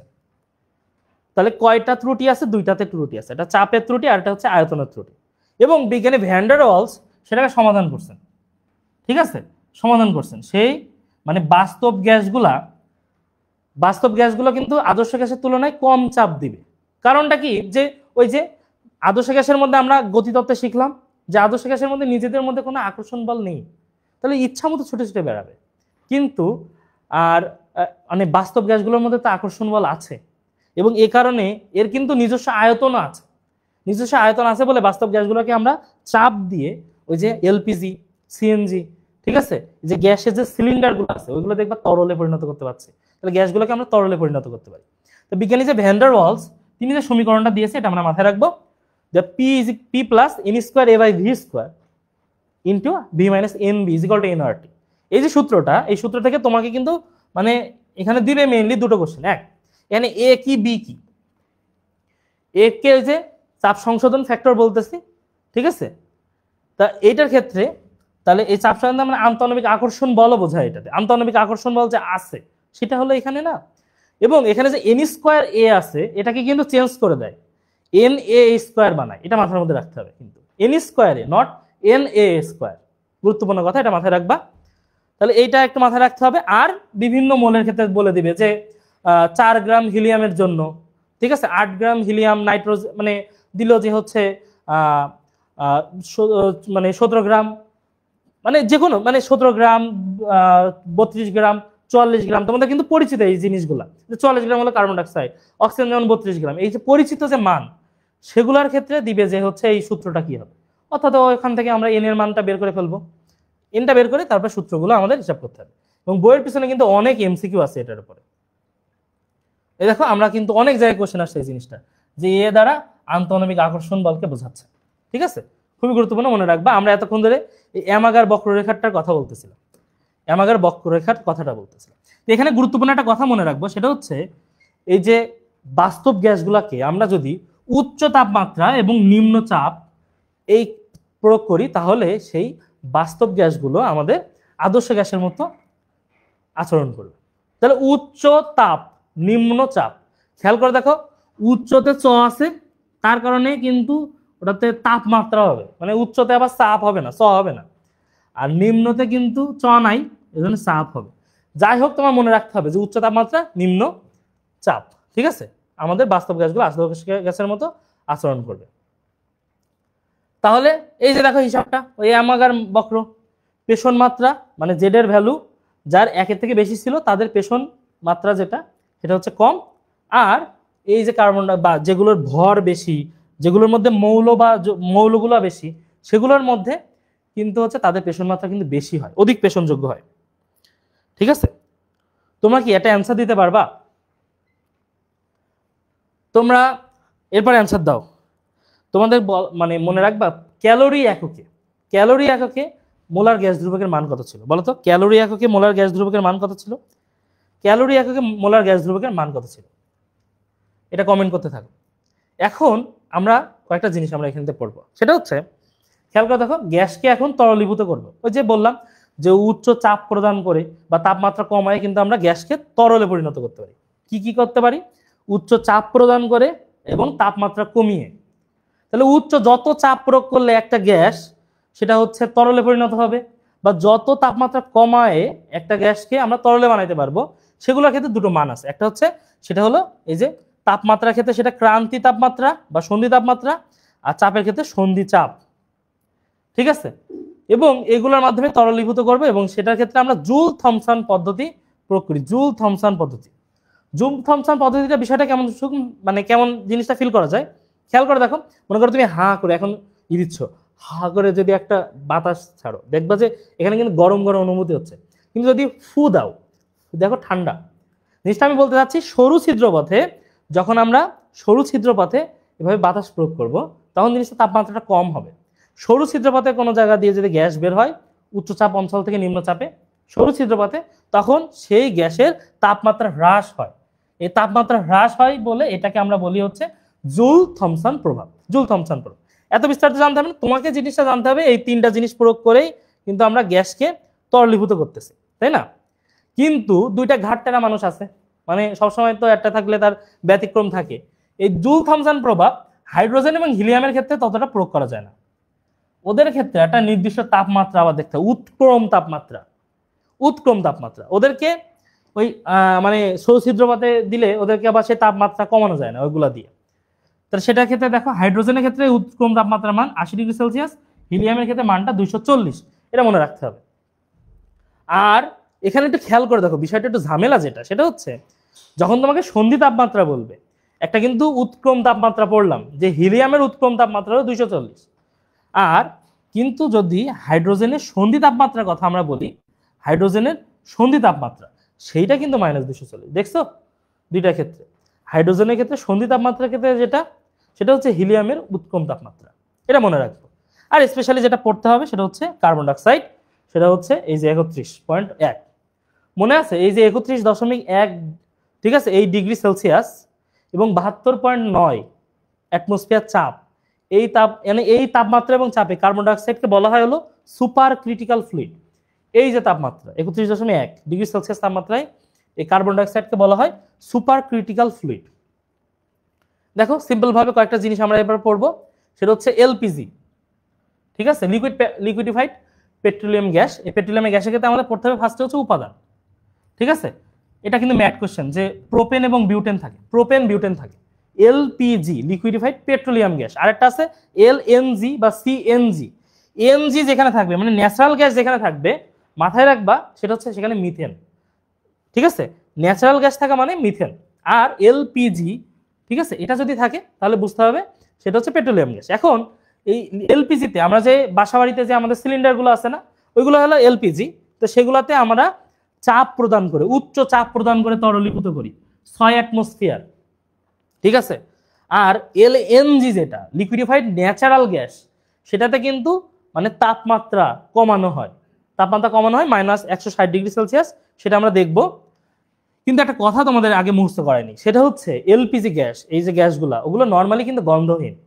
কিন্তু যদি গন্ধ না থাকে তাহলে বুঝতে পারবো ওখানে আমরা হঠাৎ করে গ্যাস যদি লিকেজ হয় এবং আমরা দেখতেছি কোনো জিনিস দেখা ডিম ভাজতে গেছি, তখন দেখা গেল গ্যাস লাইট ধরাইলাম বা দিয়াস লাইট ধরাইলাম, তখনই দেখা যাচ্ছে ধাম করে ওখানে বিস্ফোরণ। তো এটা তো তখন হবে না, বিষয়টা মৃত্যুর কারণ পর্যন্ত হয়ে দাঁড়াবে। তাহলে এই জন্যে কিন্তু ওই যে গ্যাস সিলিন্ডারের সাথে আমরা মার ক্যাপ্টেন যৌগ যোগ করি, মার ক্যাপ্টেন যৌগ, তাহলে লিকেজ হচ্ছে কিনা বোঝা যায়।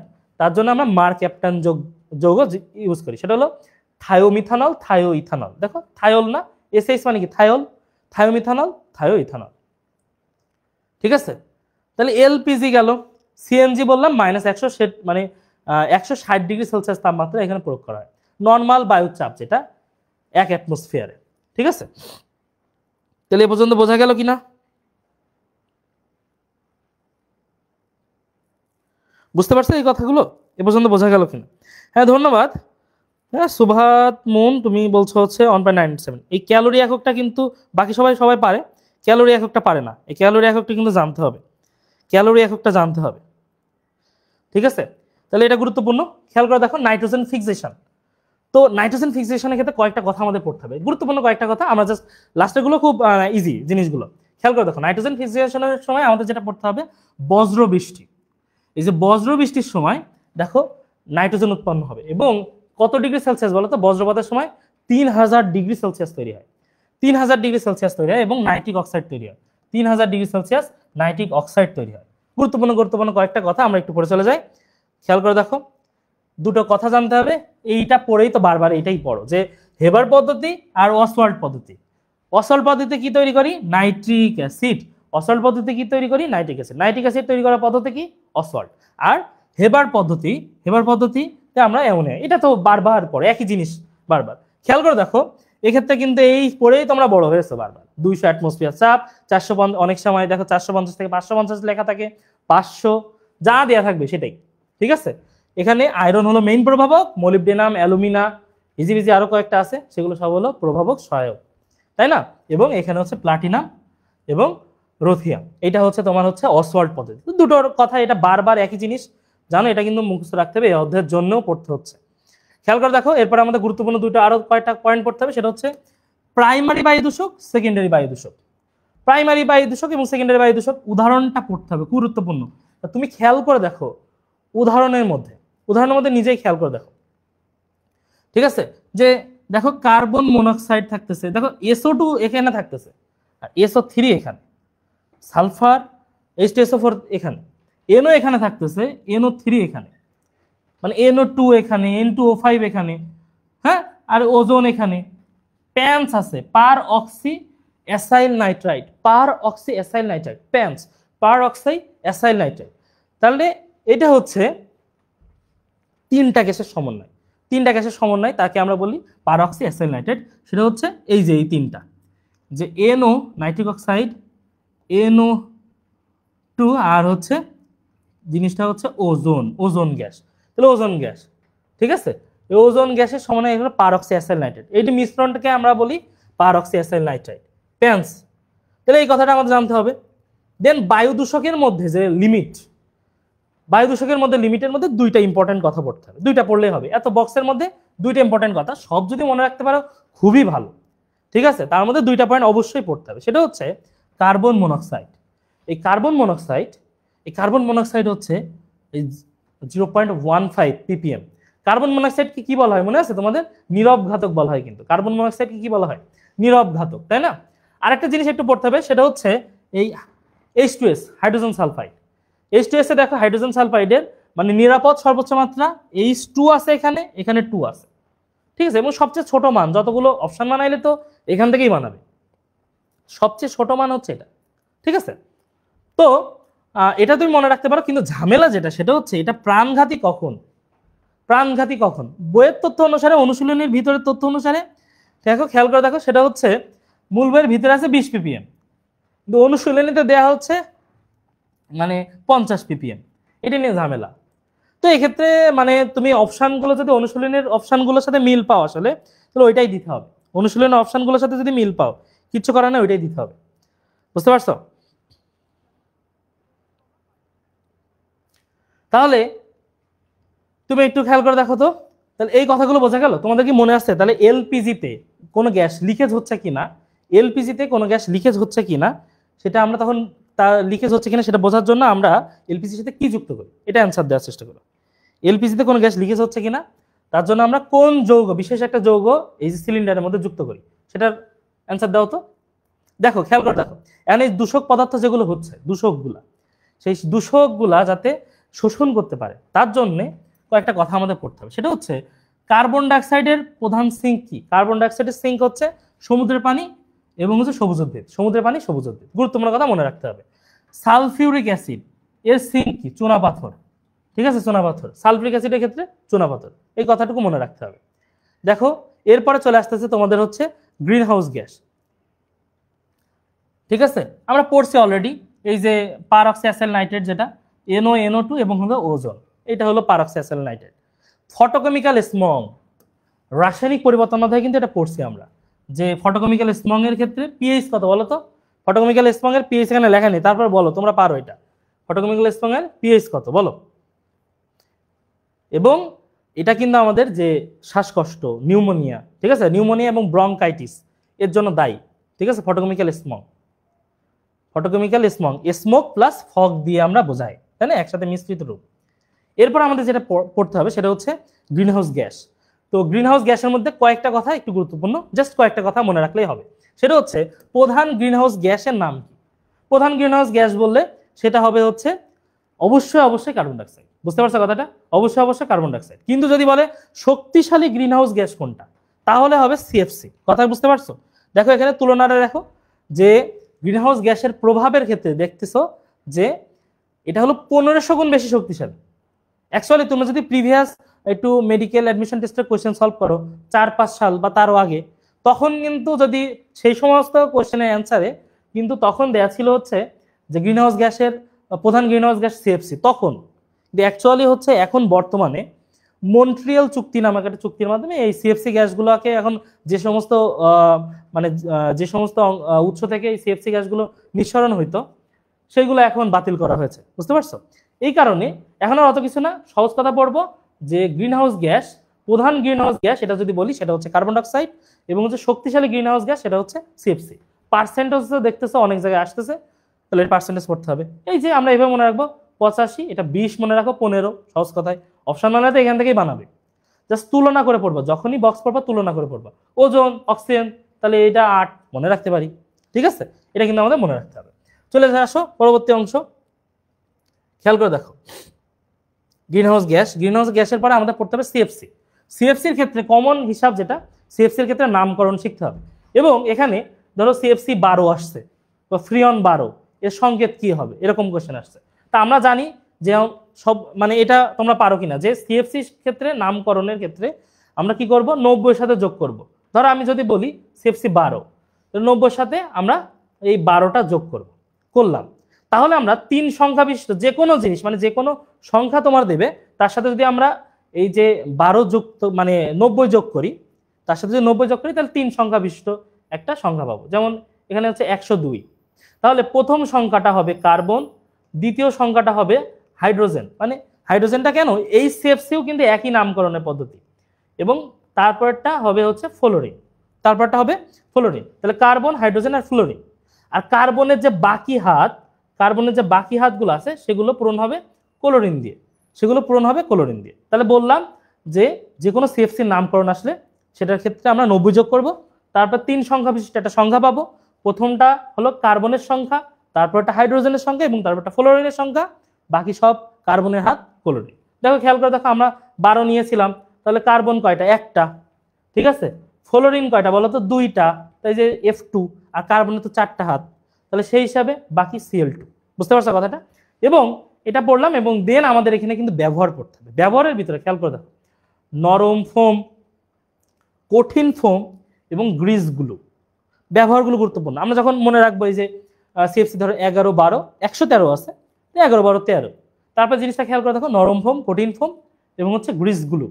এখানে খেয়াল করে দেখো, দুইটাতে রেফ্রিজারেটর আছে, কিন্তু এয়ার কন্ডিশনারে এটা ব্যবহার করা হয়। আর এটা হচ্ছে ইলেকট্রিক সার্কিটে সোল্ডার ধুয়ে নেওয়ার কাজে ইলেকট্রিক সার্কিটে ব্যবহার করা হয়। তাহলে এইগুলো আমাদের পড়তে হবে, ঠিক আছে। তাহলে গুরুত্বপূর্ণ কথা, এটা আমাদের জানতে হবে।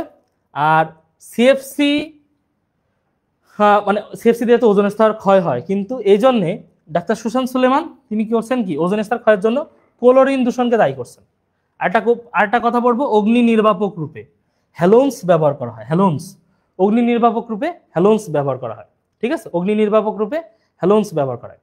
অ্যাসিড বৃষ্টি, অ্যাসিড বৃষ্টি মনে রাখতে হবে, যদি মানে পিএইচ 5.6 এর থেকে কম হবে। অ্যাসিড বৃষ্টির ক্ষেত্রে পিএইচ 5.6 এর কম হবে, এবং 3টা বাণিজ্যিক অ্যাসিড আছে, H2SO4, দেখো খেয়াল করে দেখো, এক সালফাইড মানে সালফিউরাস অ্যাসিড, সালফিউরিক অ্যাসিড আর নাইট্রিক অ্যাসিড, 3টা অ্যাসিড। তাহলে অ্যাসিড বৃষ্টির ক্ষেত্রে 3টা অ্যাসিডের ভূমিকা আছে, ঠিক আছে। সালফিউরাস অ্যাসিড, সালফিউরিক অ্যাসিড আর নাইট্রিক অ্যাসিড। বুঝতে পারছো এ পর্যন্ত বোঝা গেল কিনা? মার ক্যাপ্টেন যৌগ, থ্যাংক ইউ, মার ক্যাপ্টেন যৌগ। আচ্ছা, তোমাদের কি মনে আছে যে কার্বন ডাইঅক্সাইডের 2টা সিঙ্কের কথা বলছিলাম আমরা? কার্বন ডাইঅক্সাইডের 2টা সিঙ্ক বলো তো, কার্বন ডাইঅক্সাইডের 2টা সিঙ্ক কি হবে? এখন চলে আসো, আমরা এখন পড়বো এফজিডি প্লান্ট, ঠিক আছে। মনে করো এখন যে দূষক যে পদার্থগুলো তৈরি হয়েছে, এই দূষক পদার্থগুলো মনে করো বায়বীয় যে দূষকগুলো আছে, সেইগুলাকে আমরা এখন যদি পরিবেশের মধ্যে ছাড়ি, তাহলে পরিবেশ অনেক বেশি পরিমাণে দূষিত হয়ে যাবে। তো এটাকে আমরা একটু মডিফাইড করতে চাচ্ছি, ঠিক আছে। তো এই মডিফাইড করার মধ্যে মানে যদি বায়বীয় পদার্থ হয়, দূষক যদি বায়বীয় হয়, তাহলে আমরা বিশেষ একটা প্লান্ট ব্যবহার করি, যে সমস্ত রাসায়নিক কারখানায়, সেইগুলো রাসায়নিক কারখানায় একটা এফজিডি প্লান্ট। এফজিডির ফুল মিনিং কি? Flue gas desulphurisation. Flue gas desulphurisation, এখানে সালফারকে আমরা বানিয়ে ফেলতেছি হচ্ছে জিপসাম। জিপসামের সংকেত পাঠতে হবে, ক্যালসিয়াম সালফেট ডট 2H2, যেটা ড্রাই ওয়াল তৈরিতে ব্যবহার করা হয়। ড্রাই ওয়াল তৈরিতে ব্যবহার করা হয় জিপসাম। বুঝতে পারছো কথাটা? এখন চলে আসো 3টা মতবাদ, খুবই গুরুত্বপূর্ণ। 3টা মতবাদ পড়ে ফেলবো।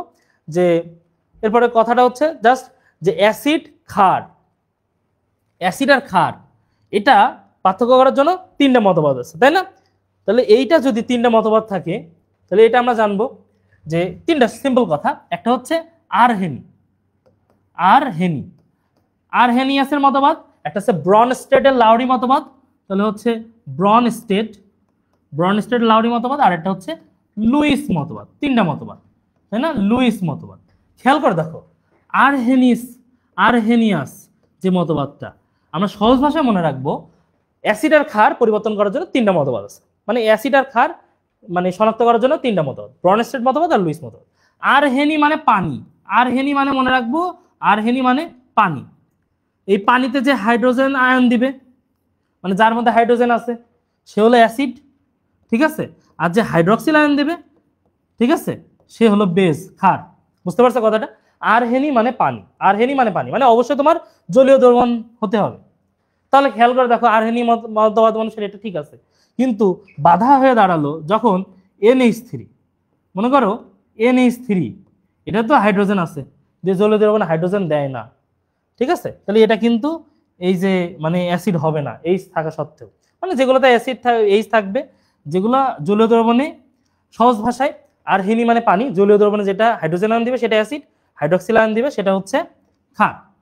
ব্রনস্টেড লাউরি মতবাদ, সেটাতে আমরা যেটা পড়বো, যে হাইড্রোজেন আয়ন দান করতে পারে, যেই হোক না কেন, দান করতে পারলে সেটা অ্যাসিড, আর হাইড্রোজেন আয়ন গ্রহণ করলে সেটা হলো ক্ষার। ইজি হিসাব। হাইড্রোজেন আয়ন দান করতে পারলে সে অ্যাসিড, হাইড্রোজেন আয়ন গ্রহণ করতে পারলে সেটা হলো ক্ষার।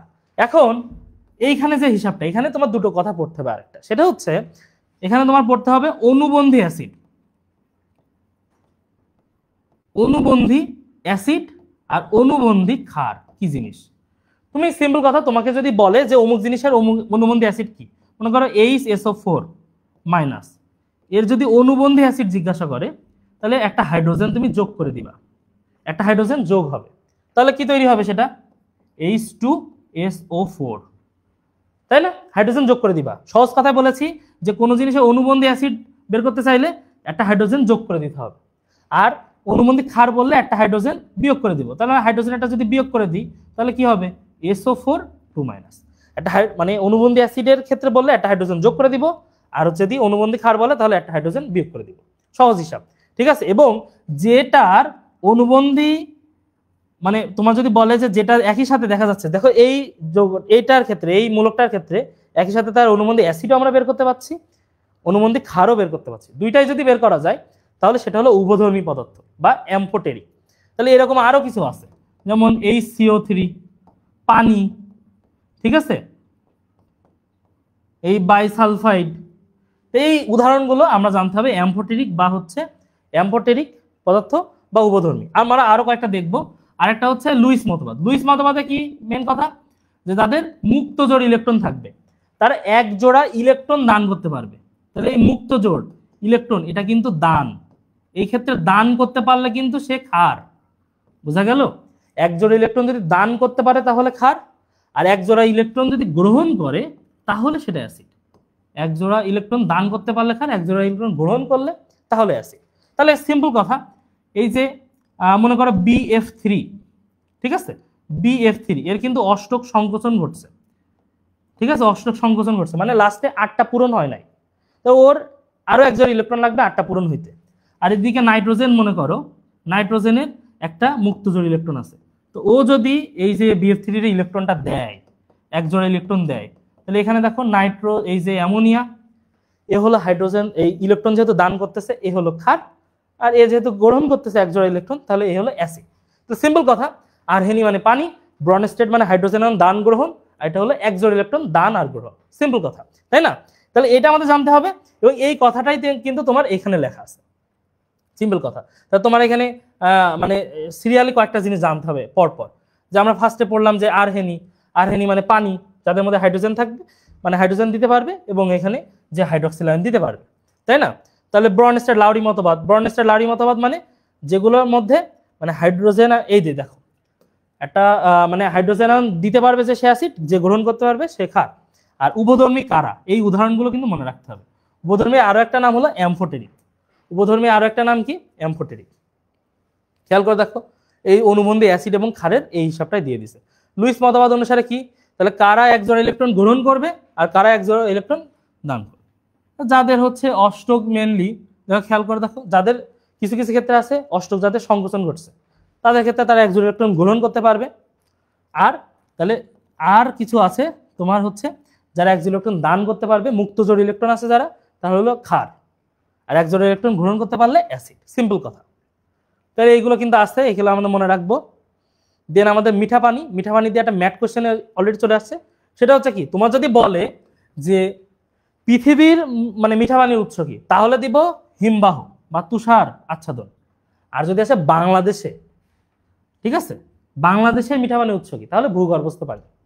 তো ওই সময় আর কি হিমবাহ বলে ওভাবে মানে ছিল না, এভাবে ছিল উত্তর মেরুর বরফ, 21-22 সালে ম্যাথ কোশ্চেন, ঠিক আছে। বাংলাদেশের মিঠা পানির উৎস বললে ভূগর্ভস্থ পানি, আর পৃথিবীর বললে সেটা হচ্ছে হিমবাহ বা তুষার আচ্ছাদন। মনে থাকবে কথাটা। এখন আমাদের যেটা পড়তে হবে সেটা হচ্ছে মানে আমরা যে পানি খাই, এই পানির বিশুদ্ধতার জন্য কয়েকটা মানে মান আমাদের দেখতে হয়। একটা হচ্ছে ক্ষরতা। এই ক্ষরতার বিষয়টা হচ্ছে যেটা মাথায় রাখবো, মনে রাখবা, এই যে ক্যালসিয়াম আয়ন, ম্যাগনেসিয়াম এবং আয়রন, ক্যালসিয়াম ম্যাগনেসিয়াম এবং আয়রন এর বাইকার্বনেট, ক্লোরাইড আর সালফেট। ক্যালসিয়াম ম্যাগনেসিয়াম মানে দ্বিধনাত্মক যে আয়ন, তার বাইকার্বনেট এবং ক্লোরাইড এবং সালফেট, এইগুলা যদি যুক্ত থাকে সেই পানিতে, সেই পানিগুলা হচ্ছে মানে তাতে হচ্ছে ফেনা তৈরি হয় না, এবং তাদেরকে আমরা বলবো ক্ষর পানি। এবং এই ক্ষর পানি দুই ধরনের আছে, একটা হচ্ছে অস্থায়ী ক্ষরতা আর একটা হচ্ছে স্থায়ী ক্ষরতা। অস্থায়ী ক্ষরতার ক্ষেত্রে এটা হচ্ছে বাইকার্বনেট লবণ যদি যুক্ত থাকে তাহলে অস্থায়ী ক্ষরতা, আর স্থায়ী ক্ষরতার ক্ষেত্রে ক্লোরাইড এবং সালফেট। ঠিক আছে? তাহলে এই যে বাইকার্বনেট আয়ন এবং তারপরে ক্লোরাইড সালফেট, এটা কিন্তু মাথায় রাখতে হবে। এবং দুইটা পদ্ধতির মাধ্যমে, মানে দুইটাই দূর করতে পারবো, এই যে স্থায়ী ক্ষারতা অস্থায়ী ক্ষারতা দুইটাই দূর করতে পারবো আমরা পারমোটিট পদ্ধতির মাধ্যমে, আয়ন এক্সচেঞ্জ পদ্ধতি বা পারমোটিট পদ্ধতির মাধ্যমে। আর এমনি পানি ফুটাইলে আমার এমনি স্থায়ী ক্ষারতা দূর করা যায় না, ঠিক আছে? মানে ফুটানোর মাধ্যমে অস্থায়ী ক্ষারতাটা দূর করা যায়, কিন্তু স্থায়ী ক্ষারতা এমনি দূর করা যায় না। দুইটাই দূর করা যাবে কোনটা দিয়ে? পারমোটিট পদ্ধতি বা আয়ন এক্সচেঞ্জ পদ্ধতি। এরপরে তোমাদের বইতে আসলে যে বিওডি সিওডির যে অ্যাকচুয়ালি মানে বক্সটা আছে, বক্সটা মুখস্থ করতে হবে, এক্ষেত্রে বক্সটা মুখস্থ করতে হবে মেইন। তবে তার আগে দেখো পানির মধ্যে আমরা আরো কয়েকটা তথ্য পড়ব। একটা হচ্ছে বিওডি। বিওডি মানে কি? বিওডি মানে বদ, বিওডি বদ, তাই না কথাটা? বিওডি, বিওডি মানে কি? তোমরা বদ কতটুকু তাই, তাহলে এই যে বদ কতটুকু তার মান দেখো তোমাদের নির্ণয় করে দিয়েছে। একটা হচ্ছে দেখো এইভাবে পড়বো 1 2 3, 1 2 3, 3 দুগুণে 6 আর 10 20, 1 2 3, 3 দুগুণে 6 10 20। মানে তোমাদের মান যদি বদের মান যদি 1 আর 2 এর মধ্যে হয়, মানে বদ একটু কম করিস, একটা বদ একটা দুটো, তাহলে তুমি ভালো মোটামুটি। এখন যদি 3টা ভুল করো তাহলে মোটামুটি ভালো। ডাব অনুমোদিত মাত্রা মানে অনুমোদন পাবা, মানে এখন খারাপ হওনি বদের থেকে, সেটা হচ্ছে 6। কিন্তু 10 20 হইলে দূষণমাত্রা খারাপ এবং খুবই খারাপ, খুবই গুরুত্বপূর্ণ, এই মান মুখস্থ রাখতে হবে। আর তারপরে আমাদের আরেকটা বক্স পড়তে হবে, সেটা কি দেখো এখানে খেয়াল করে দেখো, যে অনুমোদিত মাত্রা, আমরা যে একটা পানি খাচ্ছি সেই পানির ক্ষেত্রে কিছু অনুমোদিত মান আমাদের মনে রাখতে হবে। সেটার ভিতরে খেয়াল করে দেখো একটা হচ্ছে পানির পিএইচ। আমরা এটা সিম্পল ভাবে মনে রাখবো, আমরা কেবলই পড়লাম যে WHO অনুমোদিত যে মাত্রা বদের ভ্যালু যেটা, সেটা কিন্তু পড়লাম কেবলই মাত্র পড়লাম কত 6, তাই না? কেবল কিন্তু পড়লাম 6, তাই না? এখন 6 এর মধ্যে থেকে মনে করো বি নাই, তাহলে কি থাকে ডি আর ও, এটা থাকলে মানটা একটু কমে যাবে না? তাহলে মানটা এখানে 4 থেকে 8 দিয়েছে, আসলে তোমাদের বইতে মানে বইতে দিয়ে আছে কিন্তু 5 থেকে 6, 5 থেকে 6, ঠিক আছে? তাহলে বিওডি এটার মান হলো 6 আর এটার ক্ষেত্রে মান দিয়েছে 5 থেকে 6 ppm, ঠিক আছে? 5 থেকে 6 ppm, এটা বইতে দেয়া কিন্তু 5 থেকে 6। তা বিকাশ অন ডেলিভারি বদ মানে বায়োলজিক্যাল অক্সিজেন ডিমান্ড আর কেমিক্যাল অক্সিজেন ডিমান্ড। তো আমি বলতেছি বিকাশ অন ডেলিভারি আর এটা হচ্ছে ক্যাশ অন ডেলিভারি। তো বিকাশে দিলে একটু টাকা কম লাগতেছে, আর ক্যাশে নিতে গেলে বাসা বাড়িতে আসলে বেশি টাকা লাগতেছে একটু, এটা হচ্ছে 10 ppm, ঠিক আছে?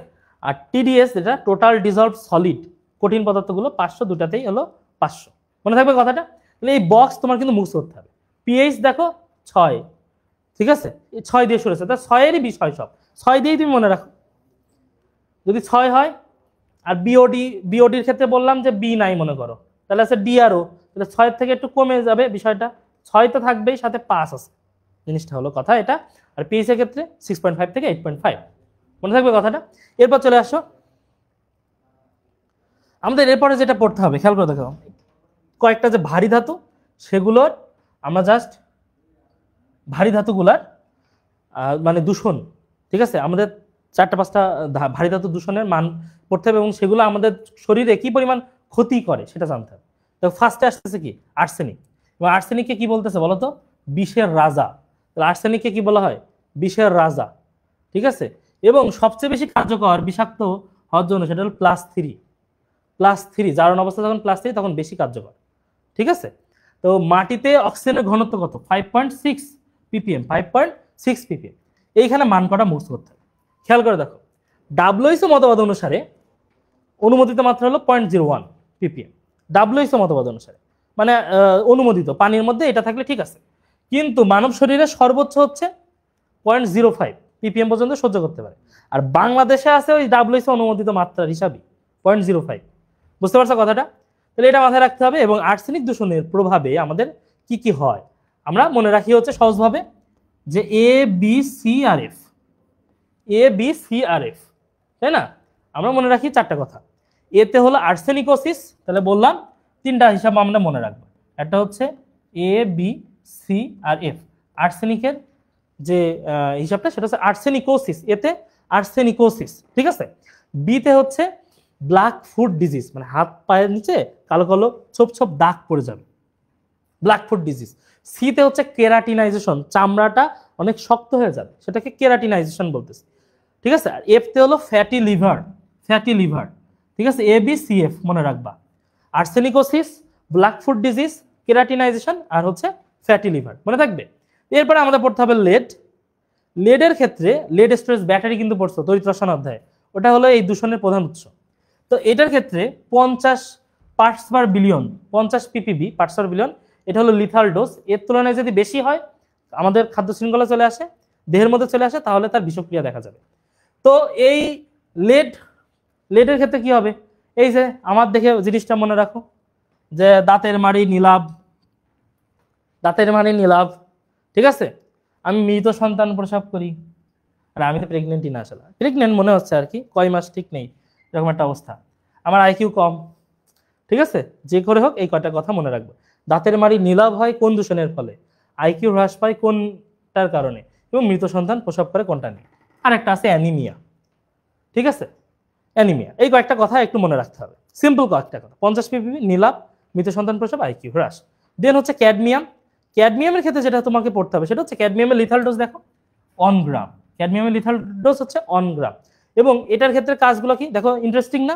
ইটাই ইটাই আউস আউস, আরে হাড্ডিতে একটা বাড়ি মারলে তো ইটা ইট আউচ আউচ করবা, তাই তার কারণে হাড্ডি একেবারে ভেঙে ছিদ্র ছিদ্র হয়ে যাচ্ছে, অস্টিওপোরোসিস, অস্টিওপোরোসিস। তাহলে ক্যাডমিয়ামের লিথাল ডোজ 1 গ্রাম, ইটাই ইটাই আউস আউস রোগ হচ্ছে বা অস্টিওপোরোসিস।